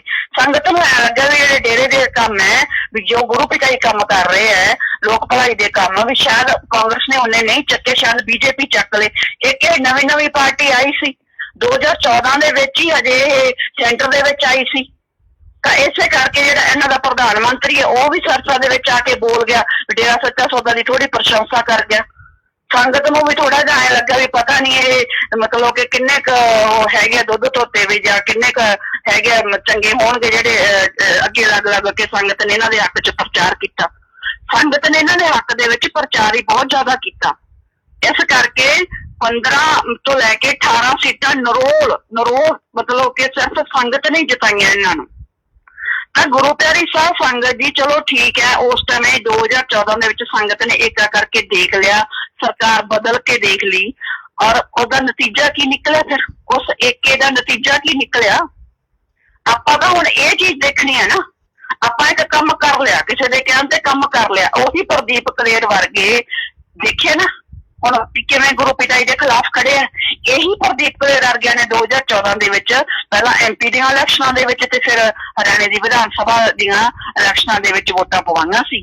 ਤੇ ਜਦੋਂ ਇੱਥੇ ਸਹੁੰ ਚੁੱਕ ਸਮਾਗਮ ਹੋਇਆ ਸੀ ਨਾ ਖੱਟੜ ਦਾ, ਤੇ ਉਦੋਂ ਇਹੀ ਪ੍ਰਦੀਪ ਕਲੇਰ ਪ੍ਰਧਾਨ ਮੰਤਰੀ ਦੀ ਕੁਰਸੀ ਤੱਕ ਬੈਠ ਜਾਂਦਾ। ਤੇ ਕਿਵੇਂ ਮਤਲਬ ਕਿ ਉਸ ਟਾਈਮ ਦਾ ਜਿਹੜਾ ਹੁਣ ਸਾਡਾ ਗ੍ਰਹਿ ਮੰਤਰੀ ਉਸ ਸਮੇਂ BJP ਦਾ ਪ੍ਰਧਾਨ ਸੀ ਅਮਿਤ ਸ਼ਾਹ ਜੀ, ਕਿਵੇਂ ਉਹਦੇ ਨਾਲ ਹੱਸ ਕੇ ਗੱਲਾਂ ਕਰ ਰਹੇ। ਤਾਂ ਗੁਰੂ ਪਿਆਰੀ ਸਾਹਿਬ ਸੰਗਤ ਜੀ ਫਿਰ ਹੁਣ ਤਾਂ ਸਾਡੇ ਸਾਹਮਣੇ ਬਿਲਕੁਲ ਸ਼ੀਸ਼ੇ ਦੀ ਤਰ੍ਹਾਂ ਸਭ ਕੁਛ ਕਲੀਅਰ ਹੈ। ਚਲੋ ਠੀਕ ਹੈ, ਕਹਿੰਦੇ ਆ ਵੀ ਕਾਠ ਦੀ ਹਾਂਡੀ ਬਾਰ-ਬਾਰ ਨਹੀਂ ਚੜ੍ਹਦੀ, ਫਿਰ ਇਸ ਕਹਾਵਤ ਨੂੰ ਹੀ ਦੇਖੋ, ਤੁਸੀਂ ਕਿਉਂ ਬਾਰ-ਬਾਰ ਕਾਠ ਦੀ ਹਾਂਡੀ ਅੱਗ ਤੇ ਚੜਾਈ ਜਾਂਦੇ ਆ? ਇਹ ਤਾਂ ਆਮ ਕਹਾਵਤ ਹੀ ਹੈ। ਇੱਕ ਵਾਰੀ ਚਲੋ ਠੀਕ ਹੈ ਵੀ ਕਹਿੰਦੇ ਦੁਨੀਆਦਾਰੀ ਦੇ ਵਿੱਚ ਇਹ ਕਹਾਵਤ ਹੈ, ਜੇ ਪਹਿਲੀ ਵਾਰੀ ਤੁਹਾਡੇ ਨਾਲ ਕੋਈ ਧੋਖਾ ਕਰਦਾ ਤਾਂ ਭਾਈ ਉਹਦੀ ਮਾੜੀ ਗੱਲ ਹੈ। ਤੇ ਪਰ ਕਹਿੰਦੇ ਜੇ ਤੁਸੀਂ ਦੂਸਰੀ ਵਾਰ ਧੋਖਾ ਖਾਂਦੇ ਆ ਨਾ ਤੇ ਕਹਿੰਦੇ ਫਿਰ ਤੁਹਾਡੇ ਵਰਗਾ ਮਹਾਮੂਰਖ ਨਹੀਂ ਹੈ ਕੋਈ। 2014 ਚ ਸੰਗਤ ਨੇ ਵੋਟਾਂ ਪਾ ਕੇ ਦੇਖ ਲਈਆਂ, ਸੈਂਟਰ ਸਰਕਾਰ ਬਣਾਤੀ, ਆਪਦੀ ਹਰਿਆਣੇ ਦੀ ਸਰਕਾਰ ਤੁਸੀਂ ਬਣਾਤੀ, ਤੇ ਉਸ ਤੋਂ ਬਾਅਦ ਨਤੀਜਾ ਕੀ ਨਿਕਲਿਆ? ਸਾਡੇ ਸੱਚੇ ਸੁੱਚੇ ਸੰਤ, ਕੁੱਲ ਮਾਲਕ, ਸਾਡੀ ਜਿੰਦ ਜਾਨ, ਸਾਡੀ ਜ਼ਿੰਦਗੀ, ਸਾਡੀ ਖੁਸ਼ੀ, ਸਾਡਾ ਸਤਿਗੁਰ, ਉਸ ਸਤਿਗੁਰ ਤੇ ਐਡਾ ਵੱਡਾ ਕਲੰਕ ਲਾਤਾ ਉਸੇ ਸਰਕਾਰ ਨੇ, ਜਿਹਨੂੰ ਸਾਡੀ ਸੰਗਤ ਨੇ ਰਾਜਗੱਦੀ ਪਰੋਸ ਕੇ ਦਿੱਤੀ ਥਾਲੀ ਦੇ ਵਿੱਚ। ਉਸੇ ਨੇ ਕਲੰਕ ਲਾਇਆ ਨਾ, ਹੋਰ ਤਾਂ ਕਿਸੇ ਨੇ ਲਾਇਆ ਹੀ ਨਹੀਂ। ਐਦੋਂ ਬਾਅਦ ਚੰਗੀਆਂ ਮਾੜੀਆਂ ਪਾਰਟੀ ਨੇ ਡੇਰੇ ਦਾ ਕੰਮ ਕੀਤਾ ਜਾਂ ਨਹੀਂ ਕੀਤਾ? ਘੱਟੋ ਘੱਟ 1948 ਦਾ ਮਤਲਬ ਕਿ ਡੇਰਾ ਸੱਚਾ ਸੌਦਾ ਬਣਿਆ ਹੋਇਆ ਹੈ, ਔਰ 1947 ਦੇ ਵਿੱਚ ਦੇਸ਼ ਆਜ਼ਾਦ ਹੋਇਆ। ਉਸ ਤੋਂ ਬਾਅਦ ਜ਼ਿਆਦਾ ਸਮਾਂ ਕਾਂਗਰਸੀ ਸਰਕਾਰ ਦੇ ਵਿੱਚ ਰਹੀ, ਇਹਨਾਂ ਲੋਕਾਂ ਦੀ ਸਰਕਾਰ ਆਈ ਨਹੀਂ। ਇਹ ਤਾਂ 2014 ਚ ਪਹਿਲੀ ਵਾਰੀ ਸਰਕਾਰ ਬਣੀ। ਪਹਿਲਾਂ ਜੋ ਇੱਕ ਦੋ ਵਾਰ ਬਣੀ ਉਹ ਤਾਂ ਮਿਲੀ ਜੁਲੀ ਸਰਕਾਰ ਸੀ, ਉਹ ਗਠਬੰਧਨ ਦੀਆਂ ਸਰਕਾਰਾਂ ਸੀ। BJP ਦੀ ਨਰੋਲ ਜੇ ਸਰਕਾਰ ਬਣੀ ਹਰਿਆਣੇ ਦੇ ਵਿੱਚ ਵੀ ਤੇ ਜਾਂ ਸੈਂਟਰ ਦੇ ਵਿੱਚ 2014 ਦੇ ਵਿੱਚ ਬਣੀ, ਤੇ ਫਿਰ ਕੀ ਰੰਗ ਚਾੜਿਆ ਇਹਨਾਂ ਨੇ 2014 ਦੇ ਵਿੱਚ? ਤੇ ਫਿਰ ਘੱਟੋ ਘੱਟ ਮਤਲਬ ਕਿ ਅਸੀਂ ਚਾਹੇ ਕਿਸੇ ਦਾ ਪਰਸਨਲ ਕੰਮ ਕੀਤਾ ਜਾਂ ਨਹੀਂ ਕੀਤਾ ਕਾਂਗਰਸ ਨੇ, ਪਰ ਘੱਟੋ ਘੱਟ ਪਰ ਡੇਰਾ ਤਾਂ ਮਤਲਬ ਕਿ ਡੇਰੇ ਦਾ ਸਾਧ ਸੰਗਤ ਤਾਂ ਨਹੀਂ ਨਾ ਰੋਕੀ। ਜੇ 6-7 ਕਰੋੜ ਦੀ ਸਾਧ ਸੰਗਤ ਹੋਈ ਤਾਂ ਫਿਰ ਉਹਨਾਂ ਦੇ ਸਮਿਆਂ 'ਚ ਹੀ ਹੋਈ ਨਾ। ਜਿੱਥੇ ਵੀ ਕਾਂਗਰਸ ਦੀ ਸਰਕਾਰ ਹੁੰਦੀ ਕਦੇ ਵੀ ਗੁਰੂ ਪਿਤਾ ਜੀ ਨੂੰ ਰੋਕਿਆ ਨਹੀਂ ਗਿਆ ਸੀ ਸਾਧ ਸੰਗਤ ਜੀ ਸਾਸਨ ਕਰਨ ਤੋਂ ਕਿਸੇ ਵੀ ਸਟੇਟ ਦੇ ਵਿੱਚ। ਪਰ ਜਿੱਥੇ BJP ਦੀ ਸਰਕਾਰ ਸੀ ਗੁਰੂ ਪਿਤਾ ਜੀ ਨੂੰ ਉੱਥੇ ਜਾਣ ਨਹੀਂ ਦਿੱਤਾ ਜਾਂਦਾ ਸੀ। ਕੀ ਸਾਡੀ ਡੇਰੇ ਦੀ ਸੰਗਤ ਨੂੰ ਇਹ ਗੱਲਾਂ ਨਹੀਂ ਪਤਾ? ਜੇ ਪਹਿਲਾਂ ਨਹੀਂ ਪਤਾ ਤਾਂ ਮਤਲਬ 4 ਸਾਲ ਹੋ ਗਏ, 5ਵਾਂ ਸਾਲ ਹੋ ਗਿਆ, ਅਸੀਂ ਲਗਾਤਾਰ ਇਹ ਗੱਲਾਂ ਦੱਸ ਰਹੇ ਹਾਂ। ਜੇ ਹਿਮਾਚਲ ਦੇ ਵਿੱਚ BJP ਦੀ ਸਰਕਾਰ ਆ ਜਾਂਦੀ ਤਾਂ ਪਿਤਾ ਜੀ ਨੂੰ ਇੱਥੇ ਜਾਣਾ ਬੰਦ ਕਰ ਦਿੰਦਾ ਸੀ। 2007 ਦੇ ਵਿੱਚ ਜੇ ਪੰਜਾਬ ਦੇ ਵਿੱਚ BJP ਅਕਾਲੀ ਦਲ ਦੀ ਸਰਕਾਰ ਆ ਗਈ, ਇੱਥੇ ਗੁਰੂ ਪਿਤਾ ਜੀ ਦਾ ਬੰਦ ਕਰਤਾ ਹੋਣਾ। ਜੇ ਮਤਲਬ ਰਾਜਸਥਾਨ ਚ BJP ਦੀ ਸਰਕਾਰ ਆਈ ਨਹੀਂ ਤਾਂ ਉੱਥੇ ਪਿਤਾ ਜੀ ਦਾ ਜਾਣਾ ਬੰਦ ਹੋ ਜਾਂਦਾ ਸੀ। ਕਰਨਾਟਕ, ਮਹਾਰਾਸ਼ਟਰ, ਬਾਹਰਲੀਆਂ ਸਟੇਟਾਂ ਦੇ ਵਿੱਚ ਵੀ ਜਦੋਂ BJP ਦੀ ਸਰਕਾਰ ਜਿਸ ਸਟੇਟ ਦੇ ਵਿੱਚ ਆ ਜਾਂਦੀ ਸੀ ਉੱਥੇ ਗੁਰੂ ਪਿਤਾ ਜੀ ਦਾ ਜਾਣਾ ਬੰਦ ਹੋ ਜਾਂਦਾ ਸੀ। 2001 ਦੇ ਵਿੱਚ ਗੁਰੂ ਪਿਤਾ ਜੀ ਭੁਚਾਲ ਆਇਆ, ਗੁਜਰਾਤ ਦੇ ਵਿੱਚ 146 ਪਿੰਡ ਅਡਾਪਟ ਕੀਤੇ, 2 ਮਹੀਨੇ ਉੱਥੇ ਲਗਾਤਾਰ ਰਹੇ। ਔਰ 2002 ਦੇ ਵਿੱਚ ਮੋਦੀ ਜਦੋਂ ਹੀ ਮੁੱਖ ਮੰਤਰੀ ਬਣ ਜਾਂਦਾ, ਜਦੋਂ ਹੀ BJP ਸਰਕਾਰ ਆ ਜਾਂਦੀ ਹੈ, ਉਸ ਤੋਂ ਬਾਅਦ ਪਿਤਾ ਜੀ ਨੂੰ ਗੁਜਰਾਤ ਦੇ ਵਿੱਚ ਸਤਸੰਗ ਨਹੀਂ ਕਰਨ ਦਿੱਤਾ। ਤੇ ਕੀ ਜਿਹੜੀ ਸਾਡੀ ਜਿਹੜੀ ਸੰਗਤ ਹੈ ਇਹਨਾਂ ਗੱਲਾਂ ਨੂੰ ਨਹੀਂ ਜਾਣਦੀ? ਹਮੇਸ਼ਾ ਮੇਰੇ ਤਾਂ ਦਿਲ ਦੇ ਵਿੱਚ ਇੱਕ ਡਰ ਰਹਿੰਦਾ ਸੀ ਵੀ ਜਦੋਂ ਜਿਸ ਸਟੇਟ ਦੇ ਵਿੱਚ ਬੀਜੇਪੀ ਸਰਕਾਰ ਹੁੰਦੀ ਹੈ ਉੱਥੇ ਗੁਰੂ ਪਿਤਾ ਜੀ ਨੂੰ ਰੋਕ ਦਿੱਤਾ ਜਾਂਦਾ ਹੈ, ਸਤਸੰਗ ਨਹੀਂ ਕਰਨ ਦਿੱਤਾ ਜਾਂਦਾ, ਤਾਂ ਜਦੋਂ ਇਹ ਸੈਂਟਰ ਦੇ ਵਿੱਚ ਜੇ ਆ ਗਈ ਤਾਂ ਇਹ ਨਾ ਹੋਵੇ ਕਿਤੇ ਜਿਹੜਾ ਡੇਰਾ ਸੱਚਾ ਸੌਦਾ ਆਪਣਾ ਚੱਲ ਰਿਹਾ ਹੈ, ਜਿਹੜਾ ਹੈ ਡੇਰਾ ਹੈੱਡਕੁਆਟਰ ਹੈ ਜਿਹੜਾ, ਕਿਤੇ ਇਹਨੂੰ ਹੀ ਬੰਦ ਕਰ ਦੇ। ਬਹੁਤ ਮਤਲਬ ਗੁਰੂ ਪਿਆਰੀ ਸਾਧ ਸੰਗਤ ਜੀ ਮੇਰੇ ਦਿਲ ਦੇ ਇੱਕ ਕੋਨੇ ਦੇ ਵਿੱਚ ਡਰ ਬਣਿਆ ਰਹਿੰਦਾ ਸੀ, ਪਰ ਉਹੀ ਹੋਇਆ ਨਾ 14 ਦੇ ਵਿੱਚ ਅਗਲੇ ਬੈਠੇ ਤੇ ਸਾਲ ਅਗਲੇ ਨੇ 2 ਨਹੀਂ ਪੈਣ ਦਿੱਤੇ। ਤੇ ਫਿਰ ਹੁਣ ਤਾਂ ਗੁਰੂ ਪਿਆਰੀ ਸਾਧ ਸੰਗਤ ਜੀ ਸਾਡੇ ਸਾਹਮਣੇ ਸਾਰਾ ਰਿਜ਼ਲਟ ਹੈ ਨਾ, ਉਦੋਂ ਤਾਂ ਸਾਡੇ ਸਾਹਮਣੇ ਚਲੋ ਕੁਝ ਨਹੀਂ ਸੀ, ਹੁਣ ਤਾਂ ਸ਼ੀਸ਼ੇ ਦੀ ਤਰ੍ਹਾਂ ਕੱਲੀ ਕੱਲੀ ਗੱਲ ਕਲੀਅਰ ਹੈ। ਤੇ ਫਿਰ ਜੇ ਹਜੇ ਵੀ ਅਸੀਂ ਦੁਸ਼ਮਣ ਨੂੰ ਬਾਰ-ਬਾਰ ਵੋਟਾਂ ਪਾ ਕੇ ਤੇ ਉਹਨੂੰ ਥਾਲੀ 'ਚ ਪਰੋਸ ਕੇ ਅਸੀਂ ਦੇਵਾਂਗੇ, ਆ 2019 ਦੇ ਵਿੱਚ ਵੀ ਆ JJP ਨੂੰ ਵੋਟਾਂ ਪਵਾਈਆਂ ਜਾਣ ਬੁੱਝ ਕੇ, ਉਹਨਾਂ ਨੇ ਵੀ ਜਾਣ ਬੁੱਝ ਕੇ ਪੰਚਕੂਲਾ ਦੇ ਖਿਲਾਫ ਬੋਲੇ ਹੋਏ, ਪੰਚਕੂਲਾ ਦੇ ਵਿੱਚ ਜੋ ਹੱਤਿਆਕਾਂਡ ਹੋਇਆ ਉਹਦੇ ਖਿਲਾਫ ਬੋਲੇ। ਤੇ ਫਿਰ ਜਦੋਂ ਡਿਪਟੀ CM ਬਣ ਗਿਆ, ਠੀਕ ਹੈ, ਸਾਡੇ ਡੇਰੇ ਦੇ ਪ੍ਰਬੰਧਕ ਵੀ ਹਨੀਪ੍ਰੀਤ ਸਰ ਉਹਨਾਂ ਨੇ ਬਾਹਰ ਕੱਢਤਾ, ਪਰ ਕੀ ਪੰਚਕੂਲਾ ਕਾਂਡ ਤੇ ਇੱਕ ਵੀ ਦਿਨ ਤੁਹਾਡੇ ਡਿਪਟੀ CM ਬੋਲਿਆ ਹਰਿਆਣੇ ਦਾ? ਪਹਿਲਾਂ ਇਹਨੇ ਪੰਚਕੂਲਾ ਕਾਂਡ ਤੇ ਕਿਸਾਨਾਂ ਦੇ ਮਤਲਬ ਜੋ ਅਤਿਆਚਾਰ ਹੋਇਆ ਸੀ 2014 ਤੋਂ ਲੈ ਕੇ 19 ਤੱਕ ਉਹਦੇ ਮਤਲਬ ਵਿਰੋਧ ਦੇ ਵਿੱਚ ਬੋਲ ਕੇ ਹੀ JJP ਨੇ ਵੋਟ ਲਈ, ਤੇ ਫਿਰ ਉਸ ਤੋਂ ਬਾਅਦ ਉਹਨਾਂ ਦੇ ਨਾਲ ਹੀ ਰਲੇ। ਤਾਂ ਗੁਰੂ ਪਿਆਰੀ ਸਾਧ ਸੰਗਤ ਜੀ ਹੁਣ ਜਿਹੜੀ ਬਾਰ-ਬਾਰ ਇਹ ਗਲਤੀਆਂ ਨਾ ਕਰੋ, ਚਾਹੇ ਉਹ JJP ਹੈ, ਚਾਹੇ NLO ਹੈ, ਚਾਹੇ ਕੋਈ ਵੀ ABC ਹੈ, ਬਹੁਤ ਸਾਰੇ ਥਾਵਾਂ ਤੇ BJP ਨੇ ਚਲਾਕੀ ਛੱਡੀ ਹੋਈ ਹੈ, ਕਿਉਂਕਿ ਇਹਨਾਂ ਨੇ ਪਹਿਲਾਂ ਆਜ਼ਾਦ ਉਮੀਦਵਾਰ ਸੀ ਉਹ ਸਾਰੇ ਆਪਦੇ ਨਾਲ ਕਰ ਲਏ ਸੀ, ਤੇ ਹੁਣ ਵੀ ਇਹਨਾਂ ਨੇ ਚਲਾਕੀ ਚੱਲੀ। ਜਿੱਥੇ ਇਹਨਾਂ ਨੂੰ ਲੱਗਦਾ ਹੈ ਵੀ ਸਾਡੇ ਬੰਦੇ ਨਹੀਂ ਜਿੱਤ ਸਕਣਗੇ, JJP ਜਾਂ NLO ਜਾਂ ਸਾਡਾ BJP ਨਹੀਂ ਜਿੱਤ ਸਕੂ, ਉੱਥੇ ਇਹਨਾਂ ਨੇ ਆਜ਼ਾਦ ਉਮੀਦਵਾਰ ਉਤਾਰ ਰੱਖੇ ਹੈ ਵੀ ਜੇ ਆਜ਼ਾਦ ਉਮੀਦਵਾਰ ਲੋਕ ਵੋਟਾਂ ਪਾ ਦੇਣਗੇ ਉਹਨਾਂ ਨੂੰ ਭਲੇਖੇ, ਕਿਉਂਕਿ ਲੋਕ ਤਾਂ ਭੋਲੇ ਆ, ਉਹ BJP ਦੇ ਖਿਲਾਫ ਬੋਲਣਗੇ, JJP ਦੇ ਖਿਲਾਫ ਬੋਲਣਗੇ, NLO ਦੇ ਖਿਲਾਫ ਬੋਲਣਗੇ, ਲੋਕ ਉੱਥੇ ਵੋਟ ਪਾ ਦੇਣਗੇ, ਫਿਰ ਉਹਨਾਂ ਨੂੰ ਆਜ਼ਾਦ ਉਮੀਦਵਾਰਾਂ ਨੂੰ ਫੇਰ ਖਰੀਦ ਕੇ ਇਹਨਾਂ ਨੇ ਇੱਕ ਸਰਕਾਰ ਬਣਾ ਲੈਣੀ। ਇਸੇ ਕਰਕੇ ਵੋਟ ਉਹਨੂੰ ਪਾਓ ਜਿਹੜਾ ਦੁਸ਼ਮਣ ਨੂੰ ਹਰਾ ਸਕੇ। ਜੇ ਹਜੇ ਵੀ ਸਾਡੇ ਅੰਦਰ ਅਣਖ ਨਹੀਂ ਹੈ, ਜੇ ਹਜੇ ਵੀ ਅਸੀਂ ਮੌਨ ਰਵਾਂਗੇ, ਤਾਂ ਫਿਰ ਕ੍ਰਿਸ਼ਨ ਭਗਵਾਨ ਵਾਲੀ ਗੱਲ ਯਾਦ ਰੱਖਣਾ, ਇਹ ਤੁਹਾਡਾ ਅਪਰਾਧ ਗਿਣਿਆ ਜਾਊਗਾ, ਇਹ ਤੁਹਾਡਾ ਪਾਪ ਗਿਣਿਆ ਜਾਊਗਾ। ਤਾਂ ਜੇ ਤੁਸੀਂ ਮਤਲਬ ਕਿ ਅਪਰਾਧੀ ਜਾਂ ਪਾਪੀ ਬਣ ਜਾਓਗੇ ਤਾਂ ਫਿਰ ਤੁਹਾਨੂੰ ਵੀ ਸਜ਼ਾ ਉਹੀ ਮਿਲੂਗੀ ਜਿਹੜੀ ਮਤਲਬ ਸਾਡੀ ਗੁਰੂ ਸੰਗਤ ਦੀ ਗਦਾਰ ਕਮੇਟੀ ਜਿਹਦੀ ਹੱਕਦਾਰ ਹੈ। ਗੁਰੂ ਪਿਆਰੀ ਸਾਧ ਸੰਗਤ ਜੀ ਰੂਹਾਨੀਅਤ ਹੈ। ਹੁਣ ਅਸੀਂ ਫਿਰ ਦੇਖ ਰਹੇ ਕਿਵੇਂ ਰੌਲਾ ਪੈ ਰਿਹਾ, ਸਾਰੇ ਮੀਡੀਆ ਤੇ ਚੱਲ ਰਿਹਾ ਵੀ ਰਾਮ ਰਹੀਮ ਚੋਣਾਂ ਤੋਂ ਪਹਿਲਾਂ 20 ਦਿਨ ਦੀ ਐਮਰਜੈਂਸੀ ਪੈਰੋਲ ਮੰਗ ਰਿਹਾ। ਚੋਣਾਂ ਤੋਂ ਪਹਿਲਾਂ ਰਾਮ ਰਹੀਮ ਨੂੰ ਕਿਉਂ ਪੈਰੋਲ ਚਾਹੀਦੀ ਹੈ? ਕਿਉਂ ਰਾਮ ਰਹੀਮ BJP ਵਾਸਤੇ ਬਾਹਰ ਆਉਣਾ ਚਾਹੁੰਦਾ, BJP ਨੂੰ ਵੋਟ ਪਾਉਣ ਵਾਸਤੇ? ਕਮਾਲ ਦੀ ਗੱਲ ਹੈ ਨਾ। ਬਦਨਾਮ ਕੌਣ ਹੋ ਰਿਹਾ ਹੈ? ਬਦਨਾਮ ਤਾਂ ਗੁਰੂ ਪਿਤਾ ਜੋ ਸਤਿਗੁਰ ਸਟੇਜ ਤੇ ਬੈਠ ਕੇ ਇਹ ਲਗਾਤਾਰ ਕਹਿੰਦੇ ਰਹੇ ਸਾਡਾ ਰਾਜਨੀਤੀ ਨਾਲ ਕੋਈ ਸੰਬੰਧ ਨਹੀਂ, ਤੇ ਹੁਣ ਉਸੇ ਹੀ ਸਤਿਗੁਰ ਦਾ ਨਾਮ ਲੈ ਕੇ ਸਾਨੂੰ ਪਤਾ ਦੇਖੋ ਕਿਵੇਂ ਰੌਲਾ ਪੈ ਰਿਹਾ, ਲਗਾਤਾਰ ਰੌਲਾ ਪੈ ਰਿਹਾ ਗੁਰੂ ਪਿਤਾ ਜੀ ਦਾ ਨਾਮ ਲੈ ਲੈ ਕੇ, ਕਿਵੇਂ ਮਤਲਬ ਕਿ ਜਿਹੜਾ ਰਾਮ ਰਹੀਮ ਹੁਣ BJP ਦੀ ਜਿਹੜੀ ਬੇੜੀ ਪਾਰ ਕਰਨ ਵਾਸਤੇ ਆਊਗਾ। ਗੁਰੂ ਪਿਆਰੀ ਸਾਧ ਸੰਗਤ ਜੀ ਅਸੀਂ ਬਹੁਤ ਕੁਝ ਗਵਾ ਲਿਆ, ਸਾਡੇ ਕੋਲ ਰਿਹਾ ਹੀ ਕੁਛ ਨਹੀਂ। ਸਭ ਤੋਂ ਵੱਡਾ ਤਾਂ ਜਦੋਂ ਜਿਹੜਾ ਸਾਡਾ ਸਤਿਗੁਰ ਜੋ ਨਾ ਸਾਨੂੰ ਅਰਬਾਂ ਚ ਨਾ ਖਰਬਾਂ ਚ ਕਿਤੇ ਮਿਲਣਾ ਹੀ ਨਹੀਂ, ਸਾਰੀ ਦੁਨੀਆ ਦੀ ਦੌਲਤ ਇੱਕ ਪਾਸੇ ਤੇ ਸਾਡਾ ਸਤਿਗੁਰ ਪਿਆਰਾ ਇੱਕ ਪਾਸੇ, ਜਿਹਦਾ ਕੋਈ ਮੁੱਲ ਹੀ ਨਹੀਂ, ਉਹ ਅਣਮੁੱਲਾ ਸਤਿਗੁਰ ਅਸੀਂ ਜਿੰਨਾ ਸਰਕਾਰਾਂ ਦੀ ਕਰਕੇ ਆਪਦੇ ਕੋਲੋਂ ਦੂਰ ਕਰ ਲਿਆ। ਤੇ ਗੁਰੂ ਪਿਆਰੀ ਸਾਧ ਸੰਗਤ ਜੀ ਜੇ ਹਜੇ ਵੀ ਅਸੀਂ ਨਹੀਂ ਸੰਭਲਾਂਗੇ ਨਾ ਫਿਰ ਤਾਂ ਸਾਡੇ ਤੇ ਲੱਖ ਦੀਆਂ ਲਾਹਨਤਾਂ ਹੈ, ਲੱਖ ਦੀਆਂ ਲਾਹਨਤਾਂ ਤਾਂ ਸਾਡੇ ਤੇ। ਜੇ ਹਰਿਆਣੇ ਦੀ ਸੰਗਤ ਹਜੇ ਵੀ ਆ ਗੁਰੂ ਸੰਗਤ ਦੀ ਗਦਾਰ ਕਮੇਟੀ ਜਿਹਨੇ ਗੁਰੂ ਪਿਤਾ ਜੀ ਤੇ ਐਡਾ ਵੱਡਾ ਕਲੰਕ, ਯਾਦ ਰੱਖਿਆ ਕਰੋ ਇਸ ਗੱਲ ਨੂੰ ਵੀ ਕਿੱਡਾ ਵੱਡਾ ਕਲੰਕ ਗੁਰੂ ਪਿਤਾ ਜੀ ਤੇ ਲੱਗਿਆ। ਇਹ ਹਜੇ ਜਦ ਤੱਕ ਗੁਰੂ ਪਿਤਾ ਜੀ ਖੁਦ ਇਸ ਕਲੰਕ ਨੂੰ ਨਹੀਂ ਨਾ ਲਾਉਣਗੇ, ਇਹ ਕਲੰਕ ਲੈਣਾ ਨਹੀਂ ਹੈ। ਦੇਸ਼ ਦੀ ਕੋਈ ਵੀ ਕੋਰਟ ਇਸ ਕਲੰਕ ਨੂੰ ਲਾ ਨਹੀਂ ਸਕਦੀ। ਬੇਸ਼ੱਕ ਆਪਾਂ ਸੁਪਰੀਮ ਕੋਰਟ ਚੋਂ ਵੀ ਇੱਕ ਜਿੱਤ ਜੀਏ ਤਾਂ ਵੀ ਜਿਹੜੇ ਲੋਕਾਂ ਦੇ ਦਿਲਾਂ ਦੇ ਵਿੱਚ ਜੋ ਗੱਲ ਬੈਠ ਗਈ ਨਾ, ਗੁਰੂ ਪਿਤਾ ਜੀ ਦਾ ਜੋ ਅਕਸ ਲੋਕਾਂ ਦੇ ਦਿਮਾਗ ਦੇ ਵਿੱਚ ਬੈਠ ਗਿਆ, ਗੁਰੂ ਪਿਆਰੀ ਸਾਧ ਸੰਗਤ ਜੀ ਉਹ ਨਹੀਂ ਉਤਰਦਾ। ਇਹ ਤਾਂ ਸਤਿਗੁਰ ਗੁਰੂ ਪਿਤਾ ਜੀ ਦੇ ਵਚਨ ਹੈ। 15 ਅਗਸਤ 2015 ਨੂੰ ਗੁਰੂ ਪਿਤਾ ਜੀ ਨੇ ਖੁਦ ਵਚਨ ਕੀਤੇ ਹੋਏ ਆ ਆਪਣੇ ਅਵਤਾਰ ਦਿਵਸ ਤੇ। ਇਸ ਦਾ ਪਰਮ ਪਿਤਾ ਜੀ ਦੀ ਰਹਿਮਤ ਨਾਲ ਇਹੋ ਜਿਹੇ ਕਰਮ ਕਰਾਂਗੇ ਕਿ ਜੋ ਲੋਕ ਨਾਸਤਿਕ ਜੋ ਕਹਿੰਦੇ ਰੱਬ ਨਹੀਂ ਹੈ, ਅਸੀਂ ਤਾਂ ਅਹਿਸਾਸ ਕਰਵਾ ਦਾਂਗੇ ਵੀ ਰੱਬ ਹੈ। ਇਹਦਾ ਮਤਲਬ ਉਹ ਰੂਹਾਨੀਅਤ ਦੀ ਕੋਈ ਵੱਡੀ ਖੇਡ ਖੇਡਣਗੇ ਜਿਹਦੇ ਨਾਲ ਲੋਕ ਜਿਹੜਾ ਐਡਾ ਵੱਡਾ ਕਲੰਕ ਲੱਗਿਆ ਉਹ ਕਲੰਕ ਲਊਗਾ। ਇਹ ਹੋਊਗਾ समा ते ये नहीं है किसी पार्टी तो उम्मीद ना रखो कि गुरु पिता जी का कलंक कोई पार्टी ला दूगी या कोई लीडर ला दूगा या कोई दुनियादारी दी झूठियां अदालत ला देनगियां या झूठियां सरकारां ला देनगियां, ये उम्मीद ना रखो। ये कलंक तो गुरु पिता जी आपदी रूहानी पावर दे नाल खुद ही लाउणगे, उन्होंने दिखाना पऊ दुनिया नूं, नहीं तो दुनिया का सच्चे संतां तो ते रब तो परमात्मा तो विश्वास उठ जूगा।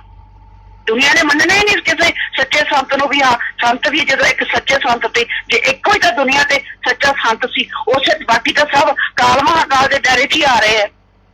तो गुरु प्यारी साध संगत जी, तो जो गुरु पिता जी कहते होंगे सी ना भी काल ते दयाल दी जो जंग है, जो उन्हों का कोई मालक है तो साडा भी कोई मालक है।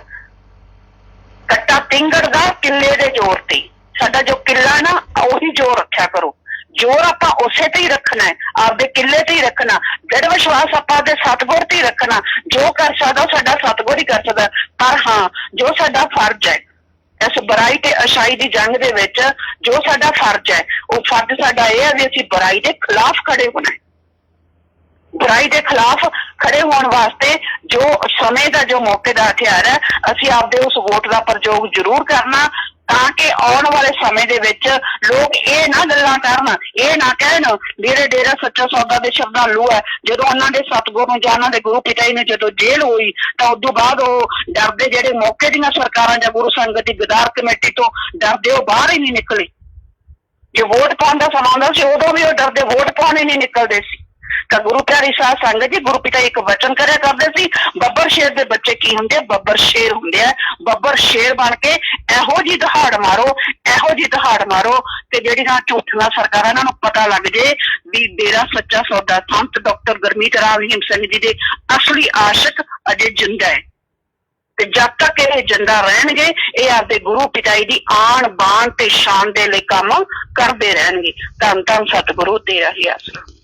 तेरे आसरा। और एक भाई जानकारी दे रहे हैं कि बिग पैरोल को मंजूरी दे दी गई है, तो चलो उनकी नौटंकी शुरू होने दो, हम अपना काम करेंगे और नया पोस्टर तैयार करके डाल देंगे रात तक या कल सुबह तक। तो वो पोस्टर आपने जैसे पहले सभी ने लगाए थे अपने व्हाट्सएप स्टेटस पे, फेसबुक की फ़ोटो पे, फेसबुक की स्टोरी पे, इंस्टाग्राम की स्टोरी पे, ट्विटर पे, जहाँ जहाँ भी आपने लगाए थे, तो कोशिश करेंगे कल आपको एक नया पोस्टर दे दें। बाकी डिज़ाइन करने वाले जो करते हैं उनको बताइए, वैसे तो चलो लाइव से हट के बात कर लेंगे।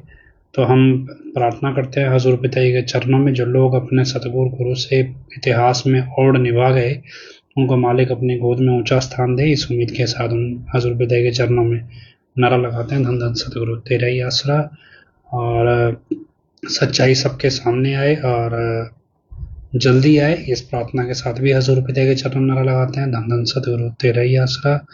आखिरी में अरदास बोलते हैं, धन धन सतगुरु तेरा ही आसरा।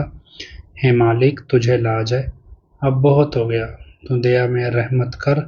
तेरे प्यार मोहब्बत की राह में हमें कोई दुख तकलीफ ना आए, तो ऐसी रहमत बख्श वह सबको सुमति दे। किस तरह से देनी है यह तो सब जानता है, जिसको जैसे देनी है वैसे दे, वो तेरी मर्जी। धन धन सतगुरु तेरा ही आसरा। एक भाई लिख रहे हैं मैं यूपी वाला दंगे करवा सकता है, तो हमें लगता है कि जो हालात, हमारा काम है प्रयास करना, हमने हर तरफ से कर लिया, तो अब जो होगा मालिक के सारे, क्या होगा क्या नहीं होगा समय बताएगा। धन धन सतगुरु तेरा ही आसरा।